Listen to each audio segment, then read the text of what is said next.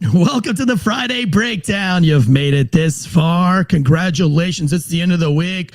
Let's go out with a banger. We've got a special episode, Ruby Ridge. We've got a Delta Force, former Green Beret operator, owner of First Responder Coffee Company and First Responder Cigar Company, Brent Tucker, with us today. Why did we choose Ruby Ridge? Well, I think it's pertinent to today's times. A lot of chatter, a lot of the man distrust going on. And there's a lot of opinions about Ruby Ridge, but like everything, we like to look at things from a law enforcement perspective. We try to be objective on cases like this, and a lot of people are starting to bring Ruby Ridge back up. Why are they doing this? Well, we'll talk about it, all this and more on today's Failure to Stop Breakdown.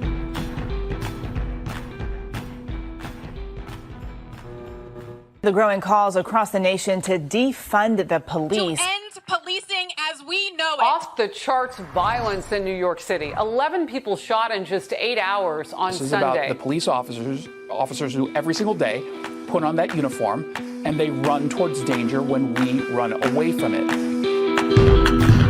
Guns up, giddy up. That's right, it's Friday. It's Friday. A lot of people lining up in the live chats already. Boy, what is this? Is this a hot topic or something? Because you guys are heavier than ever in the live chats. Got Dustin, That's Cool Dude, Low Ren, Will Cray, David J. Keeps just going and going. I'm not gonna read all of them. Deadleg looks like he's found his way in here. Tactical Dude, didn't think you would miss this. Not for 1 second, guys. This is a very special Friday Breakdown. I'm really excited to get into it. But first, today's show is brought to you by ghostbed.com/Wolfpack50. Sleep so good, it's scary. Woo! Bedsman, the good old USA. 0% down, 0% financing. And that's if you have... No, that would be mean. I was going to say Randy Weaver credit, but listen, I don't think with Randy Weaver credit you could afford much of anything. We'll get into it. That was a mean stab at Randy Weaver. I'm not a fan of the guy, okay? Like, I'm not trying to be an asshole. I'm just trying to be funny. Didn't go over very well.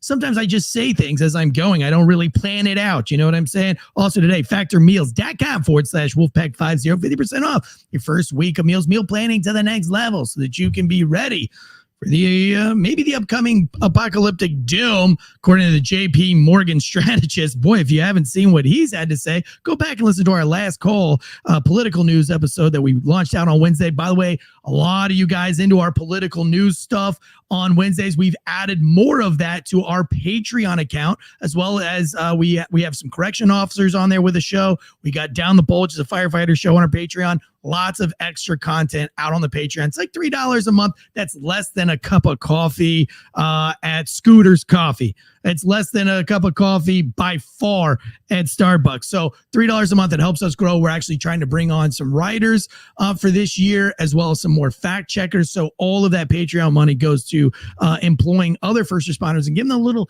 off-duty gig on the side. So if you want to be a part of that, head over to Patreon. Let's go ahead and jump into today's show. Without further ado, let me bring on the one, the only, Brent Tucker, First Responder Coffee Company and Cigar Company. Good morning, sir. How are you? Good morning, Eric. Thanks for having me. I don't know if it's the hot topic or maybe me as the guest that's bringing on the extra attention. I'd like to think it's me. Yeah, it's probably you've always had a very handsome beard. That's the one thing I noticed early on when I met you is that beard carries a lot of authority and weight. Give the people what they want. Brent, real quick, only I know you. I've known you longer than you've known that I've known you. We have a mutual friend that used to tell some war stories that included you, which I've always thought was funny in a way, but not funny. I don't want to tell your business. If you want to tell that story, you're more than welcome to on here. But I've had some running jokes about you for a long time, but I never knew it was you until I actually met you.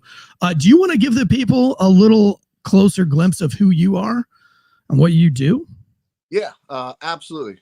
First, I'll give you my background and why you should care about what my opinion is on sniper work at Ruby Ridge.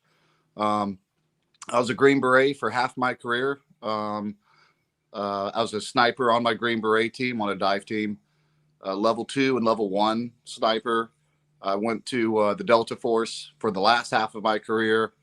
Ended up on the recce team eventually because of my sniper background as a Green Beret. It's a fun fact, but it's not a fun thing to say. I was entered the International Special Operations Sniper Competition and got second in the world, which you'd think would be good job. But when you're in the Delta Force, I never got harassed more than I ever did for finishing second in the world. Who got first? Was it Russia? Did Russia get first? No. Actually, a Green Beret got first. Okay, good. At least it stayed in the USA. Stayed in the U.S., but he was a not making excuses. He was a sniper instructor, so that was all he did was shoot. And I was obviously still operational at the time, so it is a big difference between. I basically got told the week before you go into this competition. I said, "Oh, okay," so I am. Trips all around the world. You name the country. If it sounds like a bad guy country, I've been there. I've operated there. 3 different wars: Iraq, Afghanistan, Syria. Been a few places, done a few things. Have you ever been to Ruby Ridge? No, I have not been to Ruby Ridge. That was before my time. I was 12. Yeah. Well, I don't say joking. What's that? My country wasn't calling on me quite yet. They weren't quality cuts yet. The crazy thing about the story with Ruby Ridge is it takes place in Idaho, for those of you who don't know. And listen, a lot of people have heard the name Ruby Ridge. Maybe you've seen glimpses of documentaries. Maybe you've watched the whole documentary. Maybe you've heard a couple of podcasts. I would like to warn you that now we are in the day of mainstream media is dead.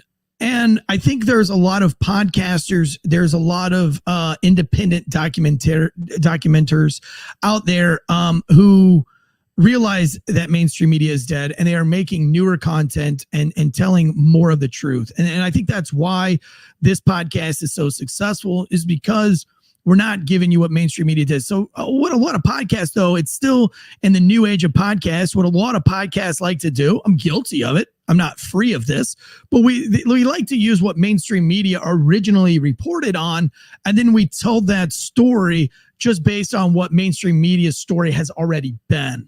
I don't like to do that on a big breakdown like this, so I really went as far as I could to find my own information and fact check it. And what you come up with is a good reason why there are so many conspiracies, not only on the side of the government, but also on the actual telling of the events from the people who are on the ground. And I don't know, Brent, if you listened to the podcast where Sarah Weaver, the daughter that survived this, did you hear the podcast with her on it? I did.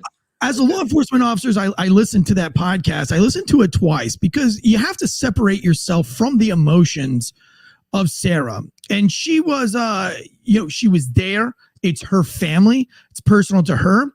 But if you want to objectively look at this, you also have to understand that it was her family and she was 16 and she's going to have a very one-sided view of how things worked. And I'm after listening to the show twice, I noticed the discrepancies in her tone of voice, and it was very easy to go and actually kind of fact check from there why her tone of voice changed. And not that she was lying, but she was leaving out pertinent information that's kind of important to the whole case on both sides. I'm not going to pick sides today on who was right or wrong. I think if you wanted me to, if you wanted a quick opinion, a snapshot of what's inside my brain, I would say that both parties made a lot of really terrible mistakes. And when you have a lot of bad mistakes happening on both sides, I mean, bad shit happens. I want to start the show off, though, and we're going to go through this objectively. And it's going to be so great to hear Brent's side, point of view, especially being a sniper and being able to fill in those blanks, because actually that's one part that I'm not really comfortable with discussing. I had planned in my brain of what I was going to say about the snipers, but I'm so glad that Brent is actually a sniper and I'm not going to be speculating. He'll actually have real world information for us. Brent, I really want to just start with one thing first, though. No right or wrong answer. It's just a story. Have you ever been in a training scenario on the Green Beret level, on a tip of the spear level? Have you done a training episode at the top level and it just was a complete failure or fuck? Not a complete failure, because I know we don't use the word failure. We're always learning something from. But have you ever been, man, we fucked that up? Yeah, I got one that comes to mind. It fit. I think it fits this, but it's probably the craziest training scenario I've been a part of. We were training for a real world hostage rescue mission, and as we do, we're waiting on the word go from our fearless leadership that's too scared to make a call to send the boys and save an American in a timely manner. And so we are training, and every night we're hitting this mock target. We hit this mock target hundreds of times waiting on the word go. Unbeknownst to us, hire is like, hey, we're gonna start doing some when I say hire, our initial hire, like the guys with the ground headquarters that are with us training. They said we're gonna start working on contingencies, and tonight we're going to have a fake helicopter crash over to the side, and when they insert, we're gonna tell them, hey, helo down, go do this medical scenario. We didn't know that. I was on the little bird that comes in, and this little bird comes in hotter than usual, and it felt like a crash landing. We all get off, and as we're starting to go put the charge up, I look over, and this is middle of the night, look over my nods. The boom of the helicopter breaks. We landed so hard it cracked the boom, and as it took off, the boom falls off this little bird, and it starts tumbling into the woods. Thank goodness the soft North Carolina pine trees kind of saved their lives. So I wouldn't say break their fall, because those guys were hurt. And headquarters calls up, helo down. And this is where the confusion comes in.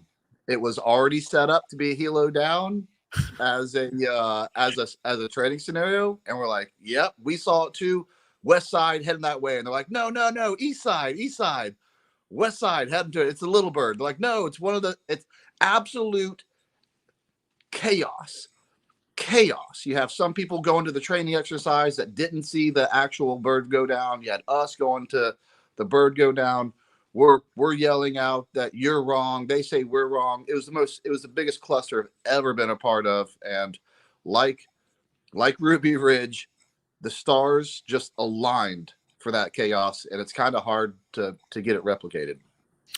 Yeah, for me, obviously I'm not at the top of the tier, never was, did go through a lot of a Green Beret training, did not graduate the Q course, but went through the main majority of the Q course. And I can even say in small unit tactics phase of the course, in small unit tactics, I did it twice, all the way through twice. I failed the first time for lack of leadership. I was a pack. The range twice. Sorry to hear that. Yeah. So I was considered a pack mule at the end of the first cycle, and they said, we don't want to see a pack mule, we want to see a leader. So I went through a second time being the class leader as a corporal.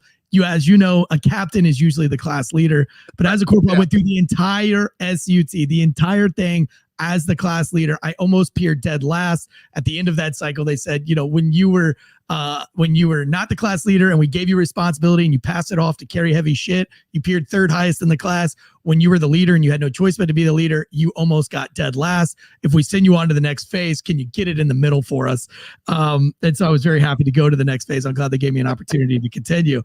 But as you know, and even in small unit tactics, you train and you practice the same thing over and over again, right? Ambush scenario, and you just run it over and over again. You do the little 24-hour, 48-hour thing at the very beginning where you just do the same thing over and over again, and you still fuck it up. I like to mention football teams, right? Football teams practice these same plays over and over again, but if one guy misses his block or one guy pulls to the left when he should have pulled to the right, you don't score a touchdown. And these are guys at the top of the level. These guys are at their highest, at the highest level of training and athleticism and all these things, and they still don't score a touchdown every play. And it's because it only takes one thing to go wrong. I want you to keep that in mind as we go through Ruby Ridge. It's very easy to point fingers in both directions. It's very easy to say that the FBI and the ATF, they're a bunch of dumb fuckers, and we could say names forever.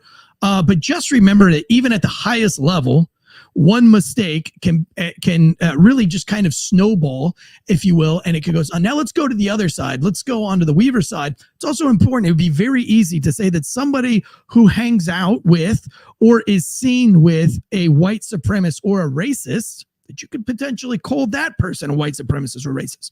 Doesn't mean you're a racist because you've affiliated with a racist. Well, that's for you to decide. Me personally, no. Also, we have to understand that just because that you have done things for a militia doesn't make you a militiaman.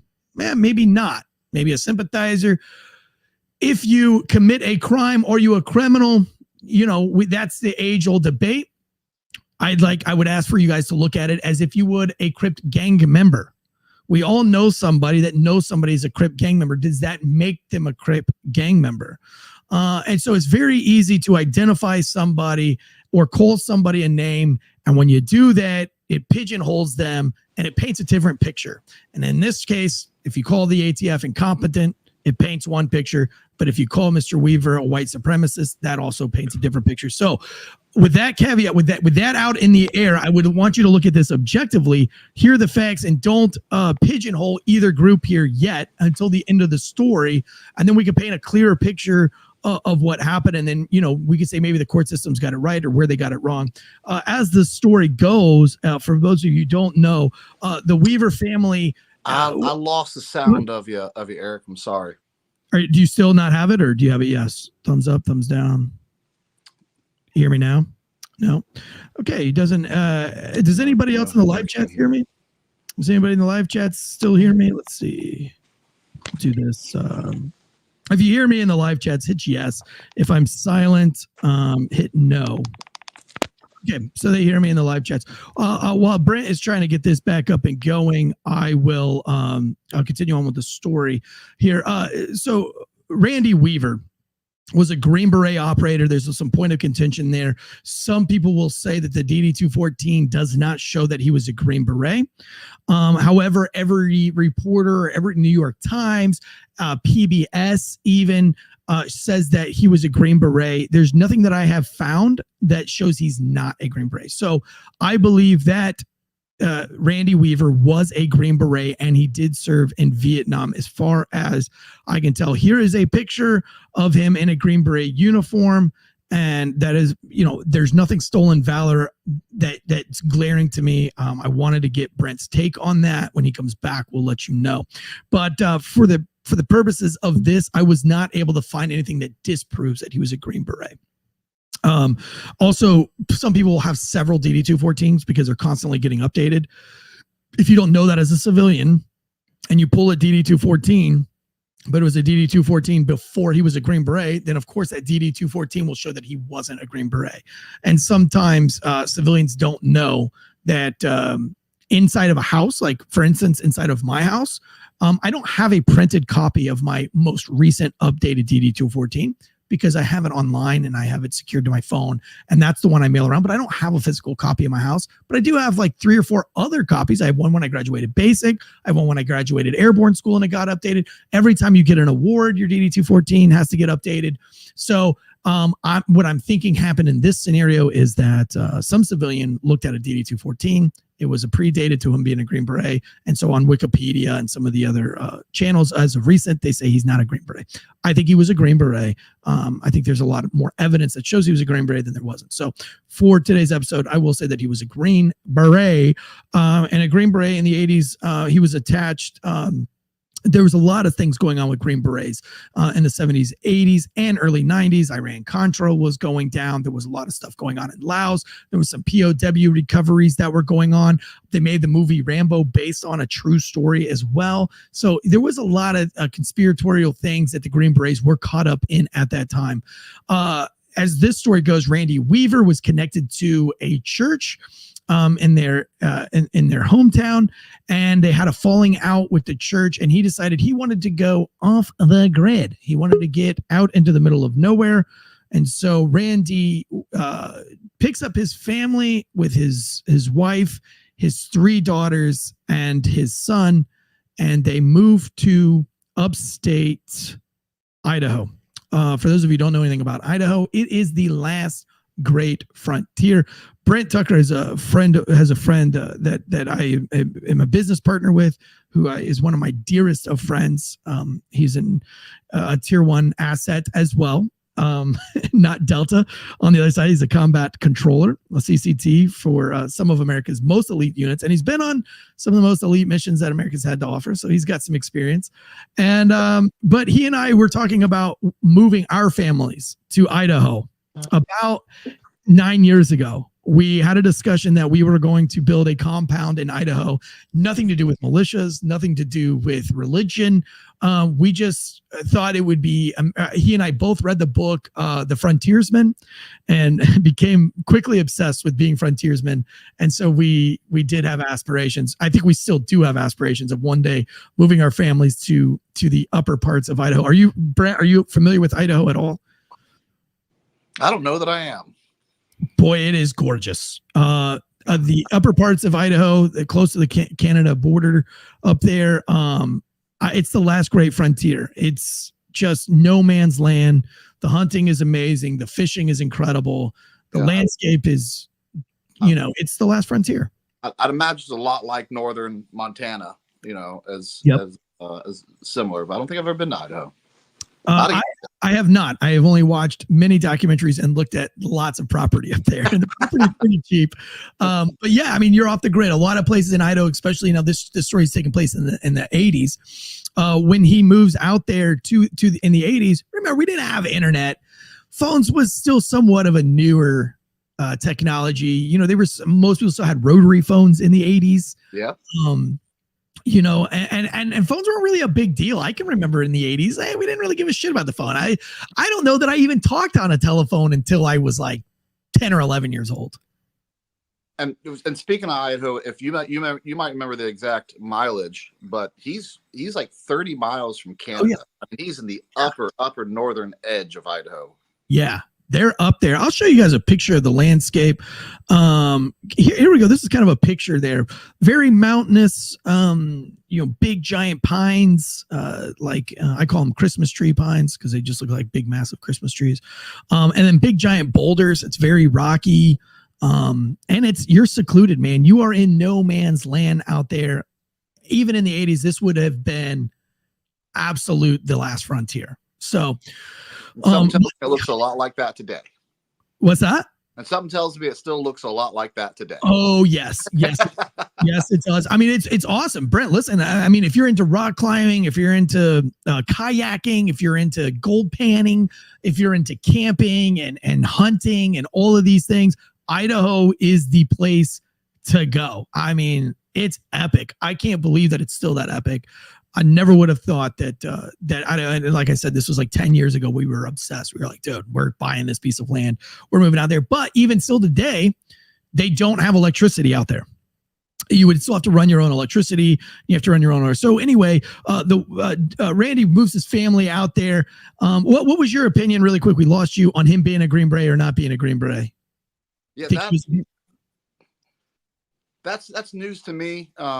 Like we talked earlier, once someone reports a lot of circular reporting, at the end of the day, now like you're having to ask me, I now have is that really him? I don't know. I'm gonna look into that. But and people talk about, well, we can't find it on his DD-214. We put a lot more emphasis and reliability on today's DD-214s because of the electronic system that we have. But even today's DD-214s aren't completely accurate. There's several metals that I had to come out and say, hey, add these to my DD-214s. You're missing 3 bronze stars out of my DD-214. So, a late 70s DD-214, I'd have to reach out to the Special Forces Association to get more credibility on whether he was or not than his DD-214. Right. This image I got here is from PBS, from a PBS documentary that was written in the late 90s. So I don't think that they were necessarily faking photos in the late 90s or anything like that on the interweb. So I believe that this is a true picture that obviously looks like some barracks behind them. So you're not going to do stolen valor in front of fucking barracks right after Vietnam. I just don't see that happening. That's in the day and age where somebody would fucking bury you out in Pineland. They wouldn't make a video exposing you. They would just dispose of you for doing that kind of nonsense. So like I said, I said that DD-214, sometimes civilians will go after a DD-214 and somebody might have like 5 different printed copies of their DD-214 because like you said, your first Bronze Star, you had a DD-214 for that on paper. And then when you got your second Bronze Star, you had to get a new DD-214. And so you would have 2 pieces of paper. And so if a civilian that didn't know that went and grabbed, going through a file box and they pull out, oh, here's this DD-214. They didn't pull out the updated one. Yeah, it's a great place to start, but it's not the end all be all of someone's career. And I say for all intents and purposes, I'm probably pretty sure that this guy was a Green Beret. And there's more evidence that shows he was a Green Beret later on in the story, and we'll get to it.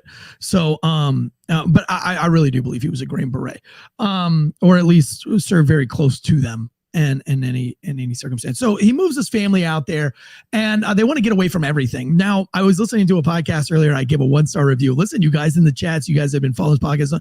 I don't do 1-star reviews very often. I get people have audio issues. Podcasting's hard. It's not easy. I don't throw out 1-star reviews unless they just don't even try. Now, I gave out a 1-star review. I won't tell you the name of the podcast. I'm not here to shame anybody, but their facts were fucking terrible. And everything that they had to say, they were a LA-based, a Los Angeles-based podcast. And you could tell because they said like, wow, this is such child abuse and what cult-like behavior that Randy Weaver would move his family out to the middle of nowhere, Idaho with no running water and no electricity. That should be child abuse. And that's a very, very strong take on life, because I would argue that I think that is the essence of life here in my household. We are trying desperately to get to this, not because we're some kind of militia freaks or some kind of apocalyptic doom freaks. I just feel that like when my kids don't have any screens, they're different human beings. And if you guys have seen, my 5-year-old is amazing with a bow and arrow. My 10-year-old can throw knives and throw hatchets perfectly. Does it all day long. We kill squirrels constantly. My kids can clean a squirrel and cook a squirrel quicker than you could probably go to the grocery store and buy a steak yourself. So I think there is something wonderful about that lifestyle. We're trying to get more into it. We drink raw milk. We do the chickens thing. And it just is like, I don't know, it makes a family closer for us. It's not religious. It's not militia. It's not apocalyptic doom. It's just, man, there's something really cool about playing Yahtzee with your family at night because there's nothing else to do because you don't have a TV. I'd like to add one thing to that the irony of LA shaming basically small town USA from a culture that will cut off their kids' genitalias and then say Randy Weaver was child abuse, from the same people who claim open-minded and diversity is our strength. As soon as I see diversity and I ask you to have an open mind towards someone like the Weaver family, they shut it down and call it child abuse. The Muslim, I can go on and on this subject about how they embrace Islam and how it's absolutely against their ideas, but in the sake of open-mindedness, they embrace them.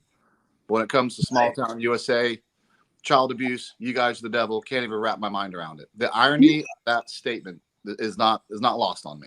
Yeah. So, and even on this podcast, and it wasn't just that particular podcast. There was several podcasts I listened to getting ready to this. I wanted to hear what other people's take on it was. And it was just wild to me that how many people had so many negative things to say about the way he raised his children. One podcast said that it was modern day slavery, that his children were having to collect water and that they were working on the farm and that they had to do this thing. Now, if you listen to Sarah Weaver tell the story of her own family, sure, she talks about it being the most the most like unreal adventure. She had a horse. They were cattle driving. Like, how cool is that, right? You're cattle driving. They would stop. She was talking about fishing and the big Utah creeks or whatever creek she called. I think it was called like Big Utah Creek or something like that. And she was catching these big giant trouts and they were frying them over an open fire. And then they would ride the horses back and then they would do it again in the fall. And she was talking about going down to the creek and drawing water with her mother. They made their own clothing. And if you're not into that, and I've been slowly getting into it since I got out of the military, since I got out of the police force, was that one of the things I wanted to do. And my goal is to get out to a place like Idaho or to buy a piece of land and live like this, because I think there is natural beauty to that. And I think it gets you back to your family roots. And as being a Green Beret, when you're in the Pineland, the United Pilot, all the training that you've been through, I don't know if you can remember back in those days, but wasn't there just something about sleeping out underneath the stars in your sleeping bag? There's one other thing that as you're describing the way they live, they're actually living the way most progressives want to live. And that's basically a zero carbon footprint. They were progressives before you guys were progressives. So there's another ironic viewpoint of that.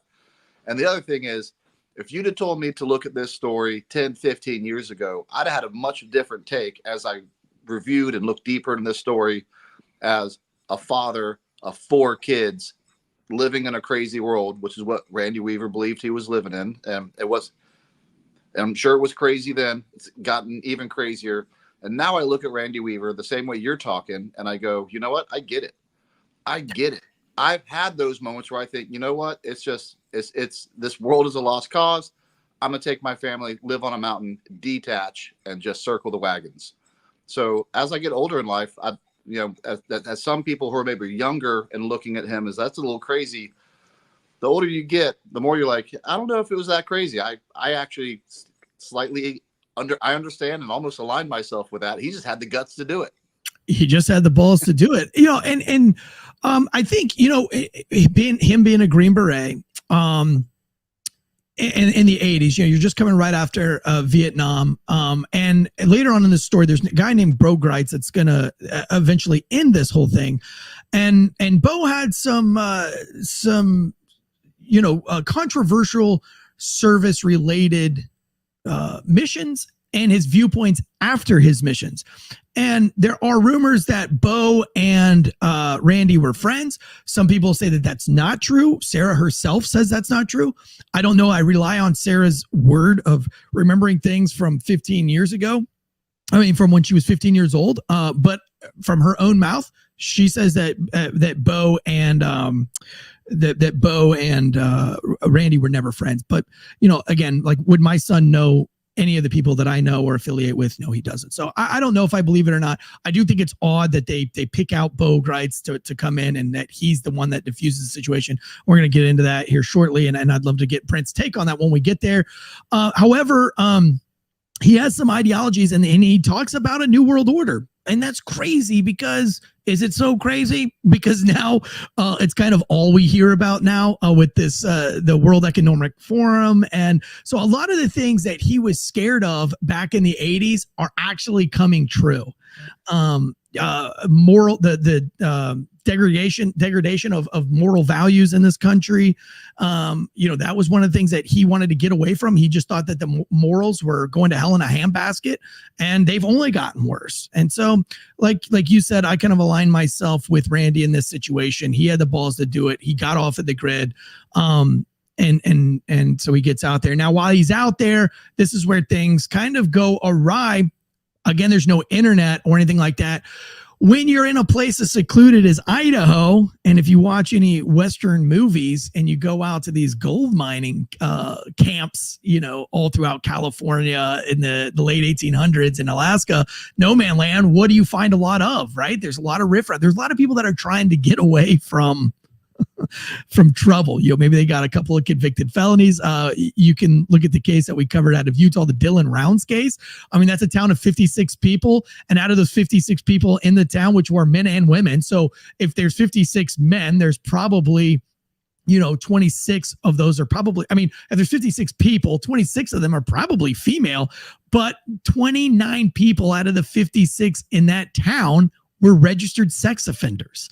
And it's in the middle of buttfuck nowhere, Utah, and that's where Dylan Rounds went missing. So these rural, small, off-the-grid places are just a habitat for probably some of the worst human beings on the planet, as well as some of the best people on the planet.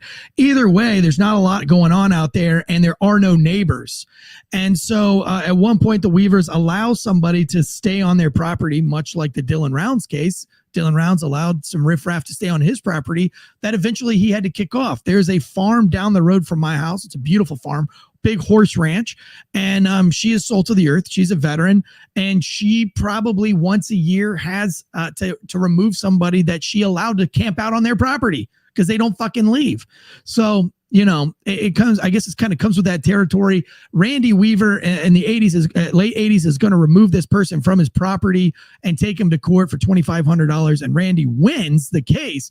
And out of retaliation, this guy calls the feds, writes a letter to the feds, and says that Randy Weaver is a white supremacist, that he hates the government, and he has plans to kill not only the Pope, but the President of the United States and the governor of Idaho.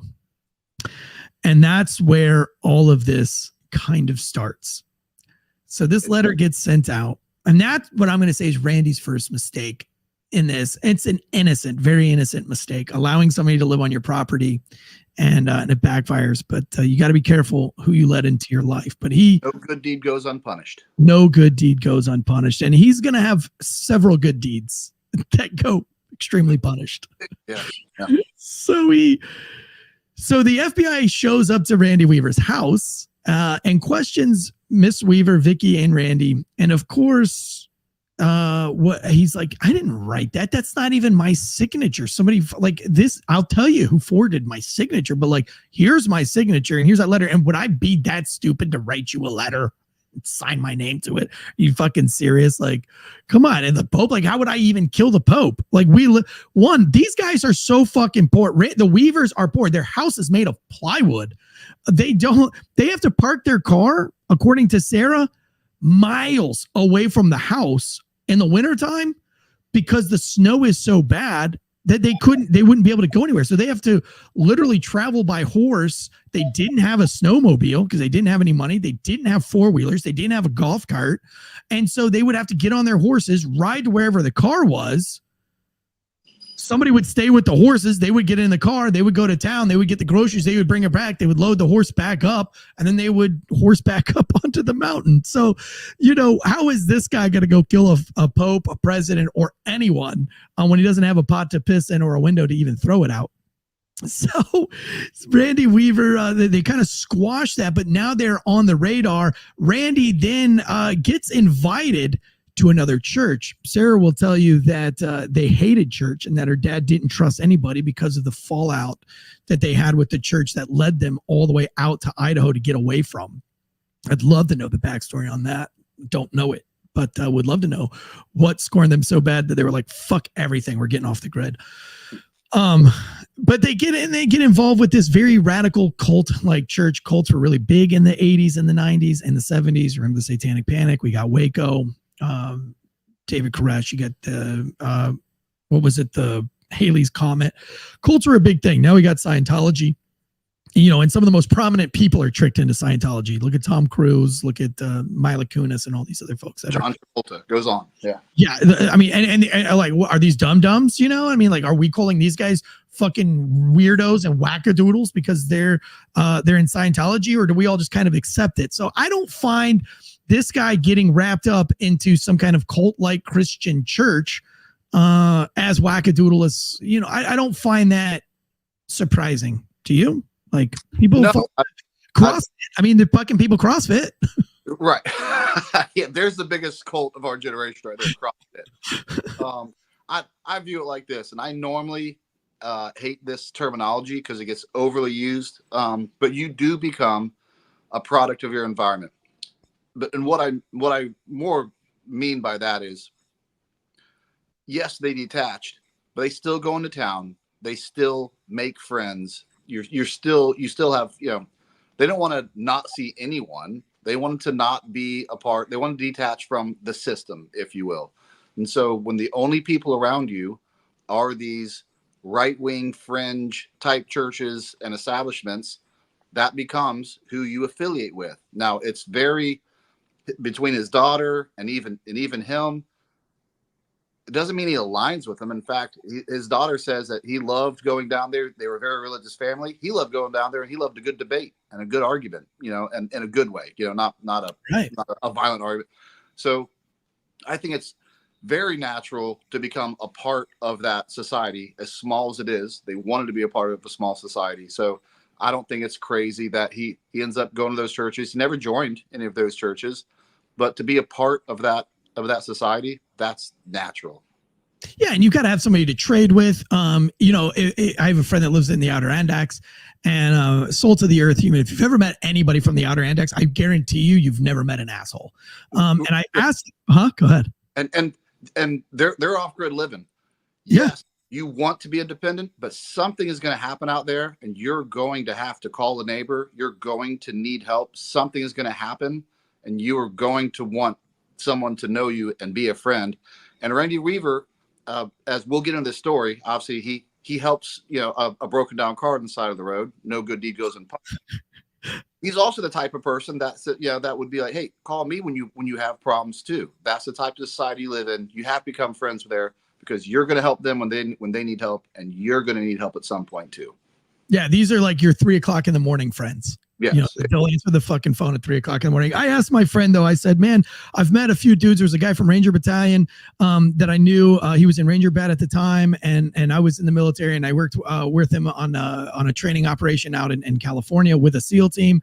It was a big joint up, and we were doing link up maneuver, like doing practicing link ups, tactical link ups in California. And I guess it was in preparation for an operation that was going to be taking place overseas. And I got to be a part of it. It was really cool. But I made friends with this guy, this Ranger from Ranger Battalion, and he was from the Outer Andax, and just assault guy just took me under his wing.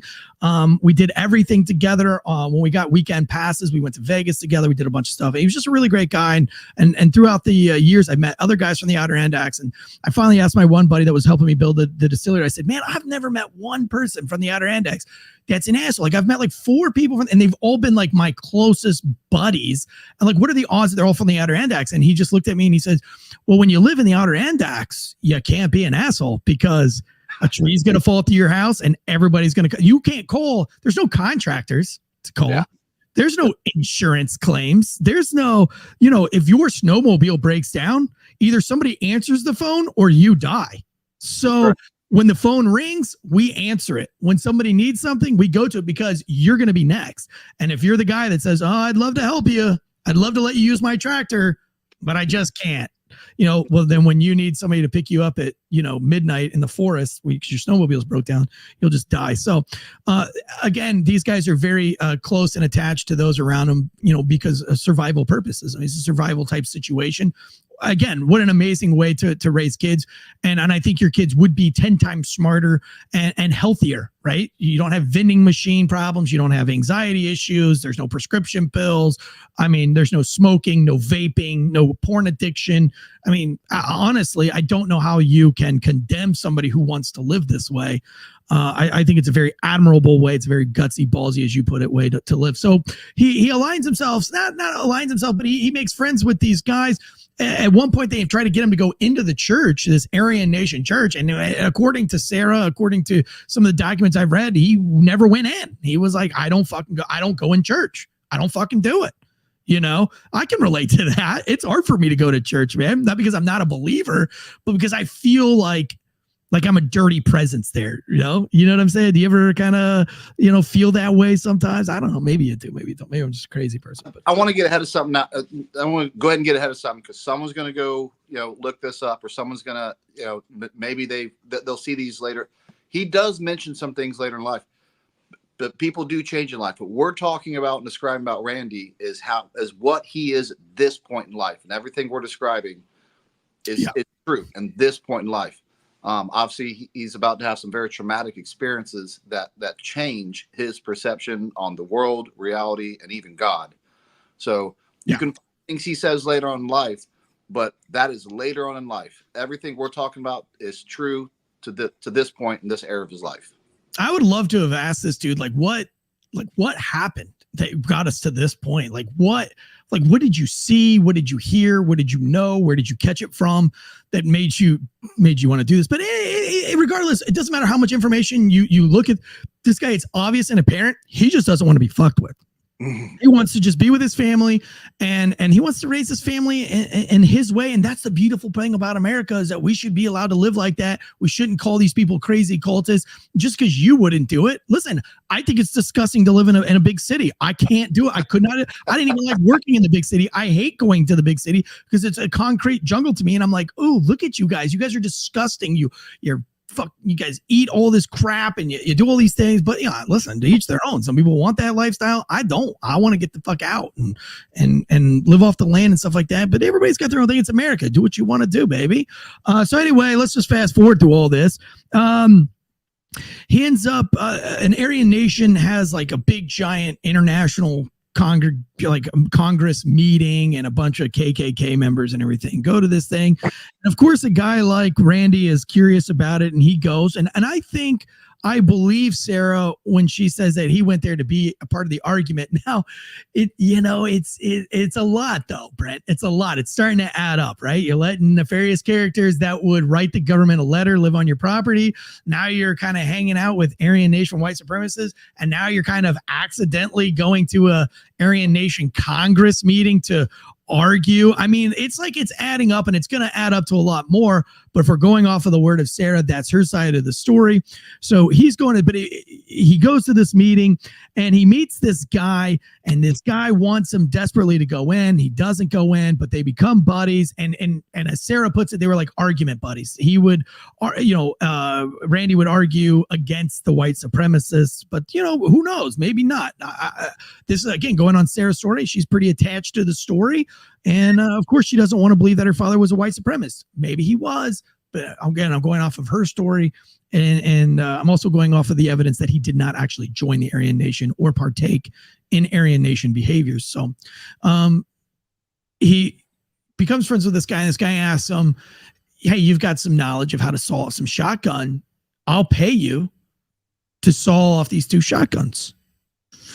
According to the story, this is the story that both the feds and Sarah kind of tells. The family tells the same story, and he says no. And this goes on for like over a year. This dude's trying to get him to saw off these shotguns, and finally he's like, "Fuck it, I'll saw off the shotguns." Now these shotguns were going a confidential informant. This is a confidential informant that he's become friends with. That's important to note, and a confidential informant who has a criminal history. Now, Brent, are you familiar with confidential informants and how they work? I am from running sources overseas, which is a confidential informant. So in that aspect, very, very much so. Did you trust them? Did you trust your confidential informants?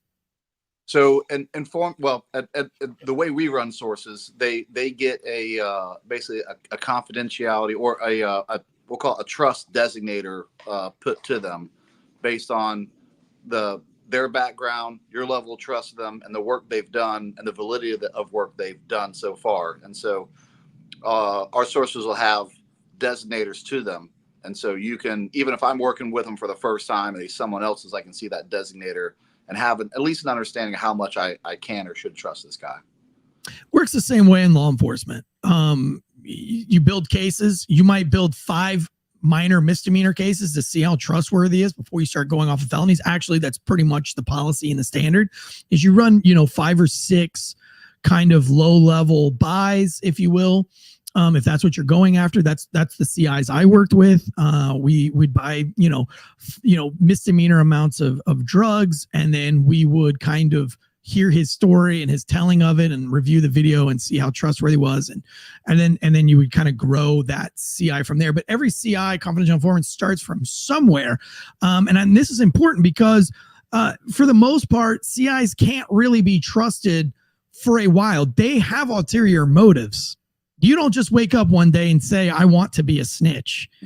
These guys come with there's a certain psyche that goes along. Now, can people break that psyche? Can people break the stereotype? Can there be good confidential informants? Absolutely. But 99.98% of confidential informants have some mental issues that brings them that. And a lot of those issues might not just be mental, but they're afraid of going to jail. I'll give you an example. I had a school teacher buying cocaine in a prostitution area that you would only go to get prostitutes. and crack as well, but there's a lot of other places to get crack or cocaine in the city other than like the most prostitute filled street. So like, was he there to get crack? Absolutely. Was he there to also get a prostitute? Absolutely. And he was I think he was a middle school, maybe he was a high school teacher. And he was like, I'm a school teacher, I can't, this is just misdemeanor. I was just buying weed. And I was like, yo, you don't come over here to buy weed. You don't come over here to bypass 7 other places to buy weed to come here. Right. And by the way, I'm not just surprised that these people didn't laugh at you, because I don't even think they sell weed out here. Like, this is all hard shit that they sell out here, homie. They don't even sell fucking weed here.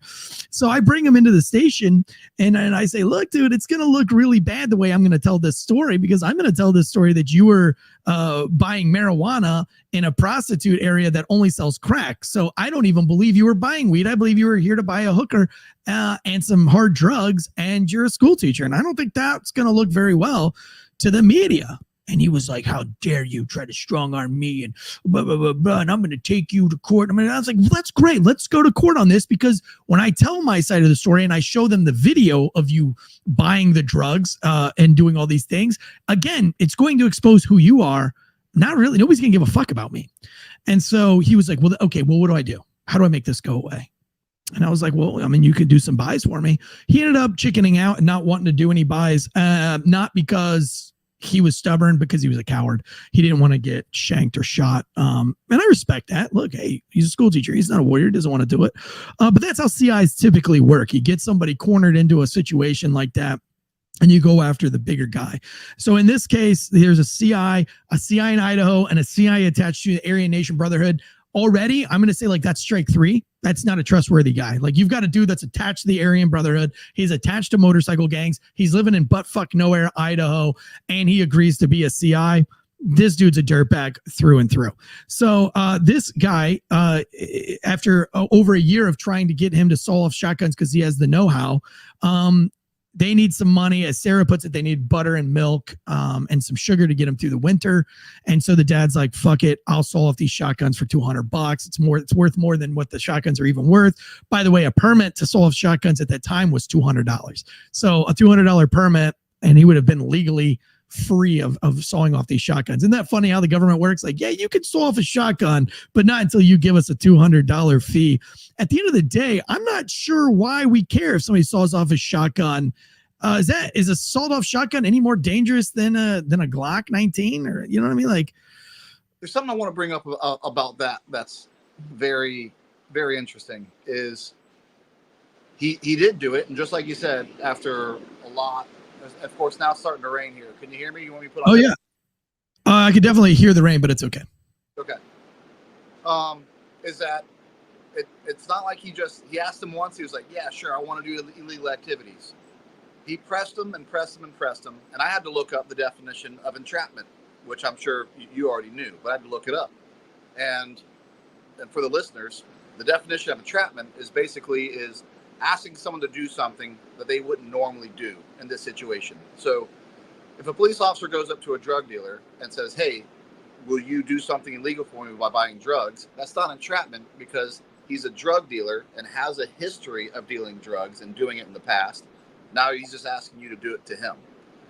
Randy Weaver has no history of doing this type of illegal activity. So just by asking him to do this alone is entrapment. So you are asking him to do something illegal that he wouldn't have done if you wouldn't have asked him to do it. That's one. Two, to make it a felony, you have to saw off the shotgun, the barrel below 16 inches, or the overall length of the shotgun to 23 inches. I don't know if he does this intentionally, but he asks him to do it shorter as a felony. Randy actually did alter the shotgun, but didn't do it to the felony length. Again, I don't know if that's a mistake or Randy is just, maybe that's a subtle, I don't really want to do something that illegal. It actually doesn't even saw him off to a felony level. I find that to be interesting. Yeah, it really kind of paints this picture that this guy is kind of an I don't want to be mean. I really like Sarah, but when I heard her tell her story, I'm like, God, this guy's kind of an idiot. I mean, like, that's what you would say. It's like, and he's a good idiot. Like, he's a nice idiot, but like, he reminds me a lot of myself. This is like some stupid shit I would get myself into. Actually, I have gotten myself into shit just like this, where you're like, I kind of fucking hate the government anyway, and I don't really give a shit, and I do need butter and sugar, but I'm also not here to commit felonies. I don't know, but listen, neither here nor there. But yeah, I mean, it's a stupid move. He saws off these shotguns for this informant after being pressed for over a year to do it. You find him at his wit's end. He really needs this sugar and butter.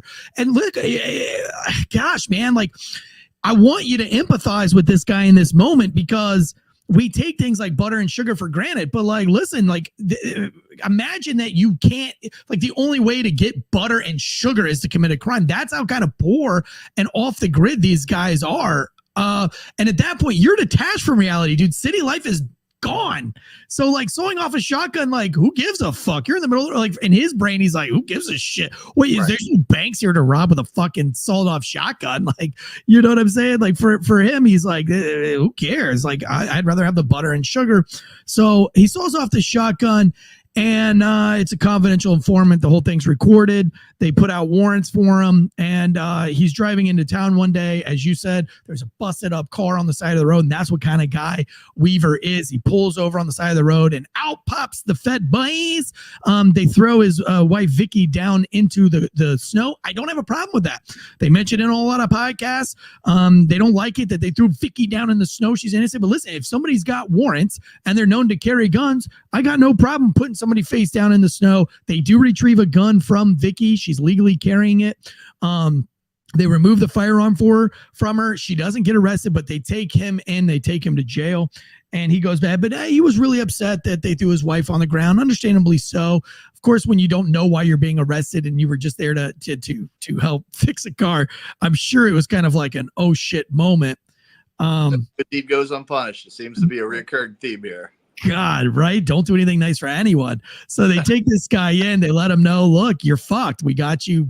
You sold off these shotguns. And I could just, I'd like to put myself in Randy's shoes right now, where you're just like, damn, I came all the way out here to get the fuck away from everybody.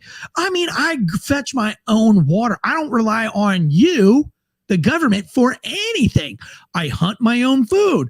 I catch my own water. Like, I don't need you for anything. I'm here on my own. Why are you fucking with me? Like, you came to my house to ask me about a letter that I did not write. I told you I didn't write it. Now you've got a confidential informant fucking with me, even though I've never been inside of this church. It's like, I could just see him going like, okay, you got me. I sold off a couple of shotguns. Like, this is the Wild West, baby. Who gives a fuck? And here's the thing too, that I know Randy was thinking, well, again, what is anybody going to do with a sawed off shotgun? Like, right. You know, that you wouldn't do with a rifle, or that you wouldn't do with a pistol. I mean, this is Idaho. You could literally hunt a human being and nobody would ever know. And he's got to be frustrated about it. But as he is, told why he's being detained, he's got to be fuming the whole time, going, I didn't even want to do that. That guy asked me time and time and time again to do something that I didn't even want to do. Yeah. So if he wanted to do it, he'd have done it first. He asked. Right. So now he's sitting there and he knows he's fucked. And here's where the story gets fishy. And it gets really fishy from here. They tell him that he can bond himself out, but his bond is his home. It's a $10,000 bond, and that his bond is his house. So if he doesn't come to court, he loses his house. Now, his interpretation of what they said was, if you're found guilty, we're going to take your house. Now, Sarah tells the story, and she says that they physically told her father that if he loses the case, he loses the house. I don't know if I believe that or not. I don't think that the court system gave a fuck about Randy or what the Fed boys were doing with Randy. I think, the court sees so many different people in a different day of all sorts of different breeds of human being, that they're not like, let's entrap this guy and fuck him over by giving him false information. I think it's more likely Randy was so mad and so upset, probably had a lack of sleep. I don't imagine he slept very much while he was in jail for the night or two that he was there. And he probably just interpreted it as, I don't know what a bond is. I mean, if I got arrested today, I still don't know how bonds work. And I podcast with a bondsman. So I don't know how it works. I seriously, I don't know how it works. I don't really care. I know I'm not going to go to jail for anything because I don't do anything to get arrested for. So, but anyway, I can see where he misinterprets the whole bond sitch. He gets a court date. This is where it gets really creepy. He does get a court date, but the court date doesn't give time for the Fed boys to fly in. Right? These Fed boys are so detached. They're not even from Idaho. They're from big city Washington or Vegas, probably Vegas or Austin, Texas, or Dallas or something like that. They're big city boys. So they have to fly into buttfuck nowhere, Idaho to even take care of this case. And they're so important Fed boys that they push the court date back to March. They push it back from February 10th, I think it was, all the way to like March something. And so they push this case back to March, as I recall the story going, and it doesn't really matter the dates of when it got pushed back to. So they push it back. They tried it. Go ahead. It does matter because as I understand it, it happens in reverse. March 20th is his court date. You're right. And they moved it up to February. They moved it forward, and that's missed his court date. And this I would like to know more on this, and you may know this, with your law enforcement background. As the story goes, they push it left, and that's how he misses his court date, and and now he's a felon, misses his court date. I'm not going to jump ahead, but I think I just went by and looked at it. So what it was that it was originally set for like February 10th, but then they were going to move it to March so that the Fed boys had time to fly in, and then they were like, no, let's not go to March, let's do it February 20th. And as a guy who lives off grid and has no reliable means of communication, he was unaware that the March date that he was tracking was now moved to back to February. Right. Misses his court date. And I have a lot of questions about that. I do too. Well, so the court system is fucked, dude, and it's embarrassing. And it probably was even way worse in the 90s because of, you have clerks of court that are filing things. And man, listen, I pulled over a 80-year-old woman, and we had just had a briefing about when somebody has a warrant, you must arrest. It is a court order that says you must arrest, because my squad was not, we did not give a fuck about warrants. We had too many other things going on in the inner city that serving a bullshit misdemeanor warrant would have taken you off of your beat. And if you're off your beat for more than an hour, then some gang member would stab another gang member or shooter. Literally, like, we had to take our lunch breaks. We couldn't leave certain areas of the city for more than an hour because somebody would get shot or stabbed if there wasn't a cop rolling through that area every 30 or so minutes. And so you were really shunned if you got a bullshit warrant and you made the arrest, because an arrest would take you no less than 2 hours. You have to drive all the way to the jail. You got to process them into the jail. You got to wait to see the magistrate. You got to give the probable cause to the magistrate, so on and so forth. And so, we were not serving a lot of these warrants. Well, because we weren't serving a lot of bullshit warrants, our beat bags were getting more and more full. And before you know it, everybody on the squad's got like 30 warrants in their beat bag. And so they give us a big hoopla meeting where they say, listen, you shall arrest. If you pull somebody over and they have a bullshit misdemeanor warrant, you shall make this arrest. Stop letting everybody go. And it just so happens that the very next day I pull over this 80-something-year-old lady. She has a speeding ticket, failure to appear. I ask her about the failure to appear. She says she pays the ticket. She literally had a receipt from the clerk of court from paying the ticket. I'm like, yo, I don't know what this is about.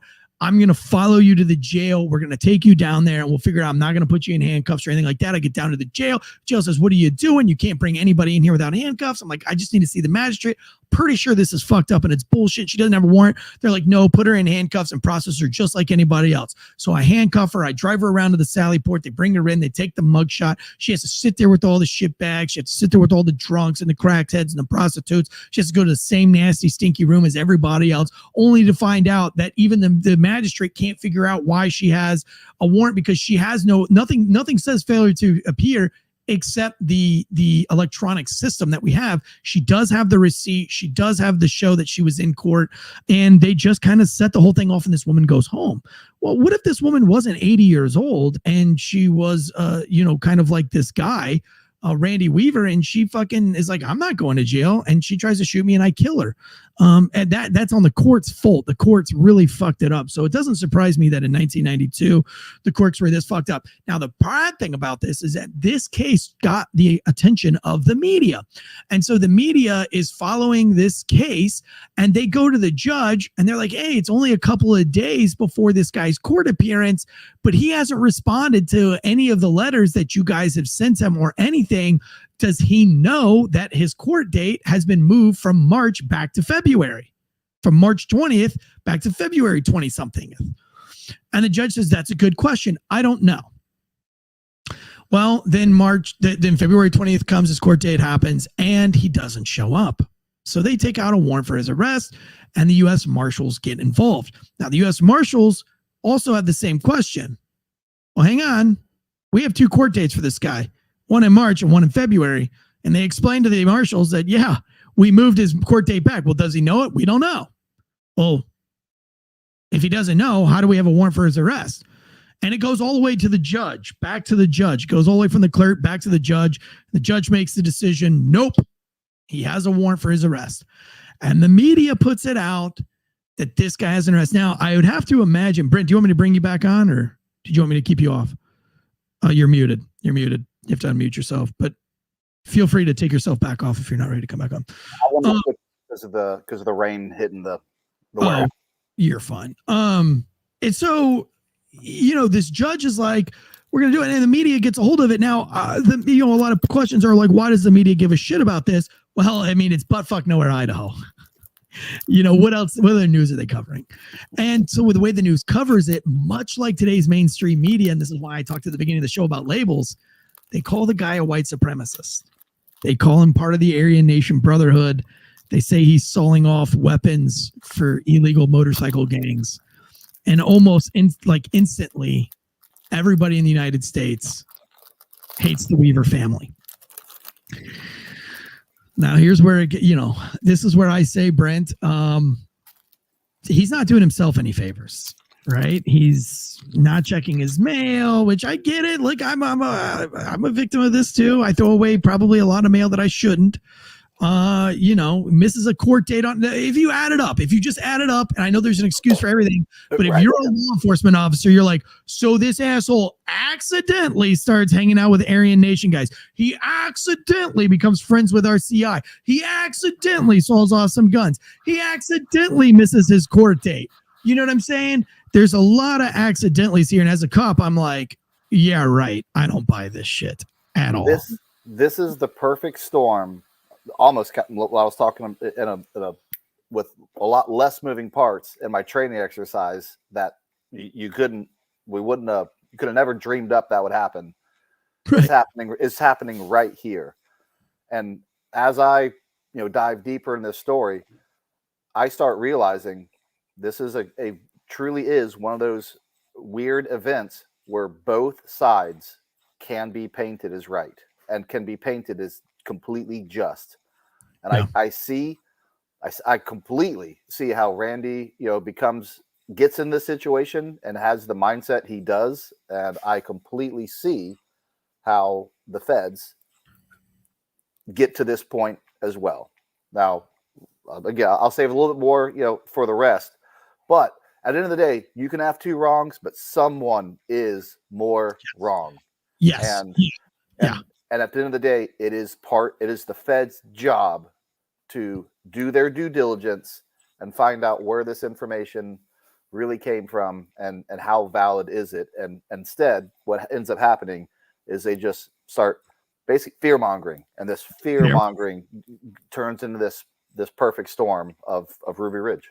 But we can see that today, right? We see the fear-mongering with Kyle Rittenhouse, the fear-mongering with the George Floyd case. I mean, there's a lot of things that the media does to enrage everybody and allows things to play on their emotions. And this is happening in Ruby Ridge because they're up on Ruby Ridge, again, separated from everybody. They had a radio. Because this is a federal case, they have the federal marshals. So it is not called a warrant at the time. He's a wanted fugitive because the marshals are looking for him. So there's nothing going on in this small town of Idaho, and the press, who's dying to cover something because they have to keep their job, right? They've got to make money. They've got to sell to advertisers. Here they have the words fugitive in their town, and they start promoting it as, we have a fugitive on Ruby Ridge who's a part of a white supremacist group who is sawing off shotguns for an outlaw motorcycle gang, even though it was 2 shotguns and it wasn't, and it wasn't really the case. But the media puts this out there, and guess who hears it over the radio?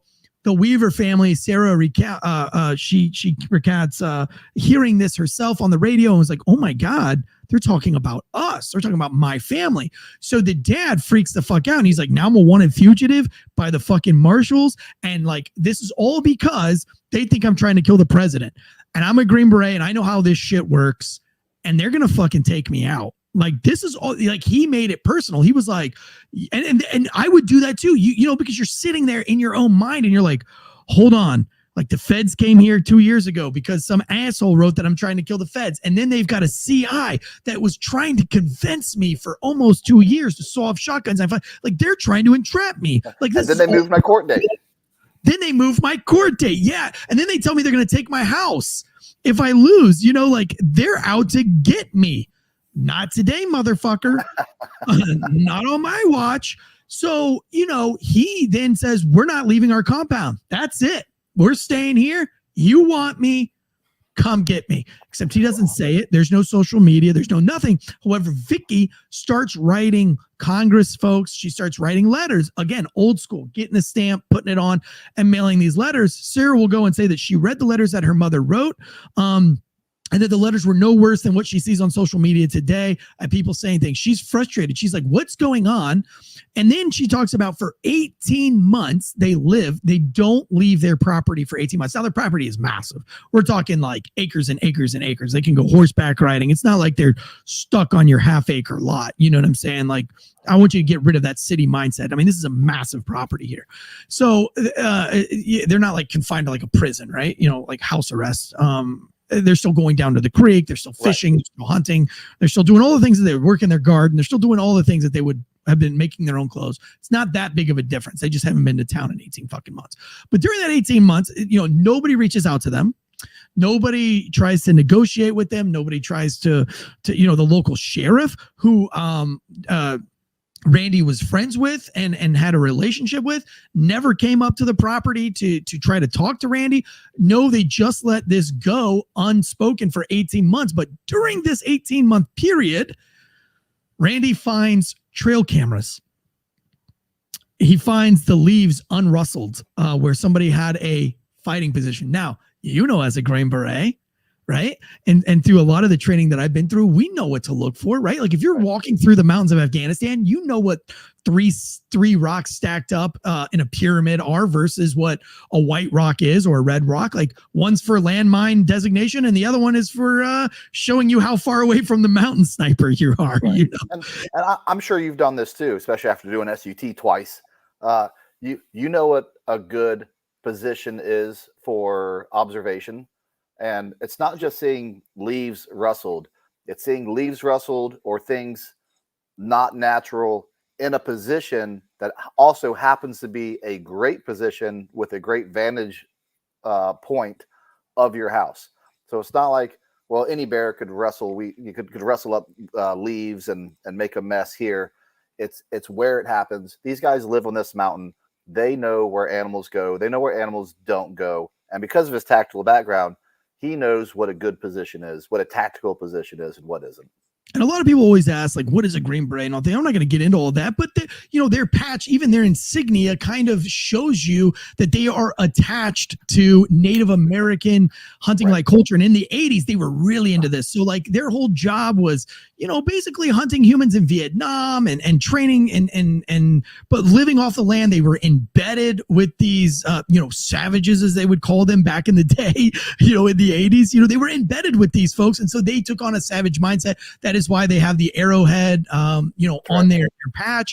They're all about sea, land, and air, and becoming one with these whole things. And they live by, what was it? Was it Robert's Rangers? Shoot them until you see the whites of their eyes and finish them off with their hatchet. Like, this is all very much of their personality and their mindset. So walking through the woods, finding a deer camera, and then finding these loose ends that are left by guys who aren't living that, these city boys, if you will, it really stands out. Like, holy shit.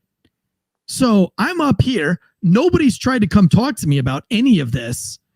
And now you've got deer cameras. By the way, nobody knew what a deer camera was back in the 80s. Like, right. You know what I'm saying? Like, this must have been like, yo, what is that doing in my tree? And you have lived away. At this point, they had lived 9 years, more than 9 years out away from big city life. So again, they're just detached from reality as we know it. They're in their own little, and so I can't imagine them just being like, wow, we're not bothering you. Like, we're out in the middle, like, how come we're not bothering you? Why are you coming all the way from your big cities? Why are you coming from your Dallases and your DCs, and you're coming up into my shit, and you're making me, so I can really see where he's afraid. And he's like this. Let's put another perspective on it. 18 months. We get to look at back in history and feel like it all happened real quick.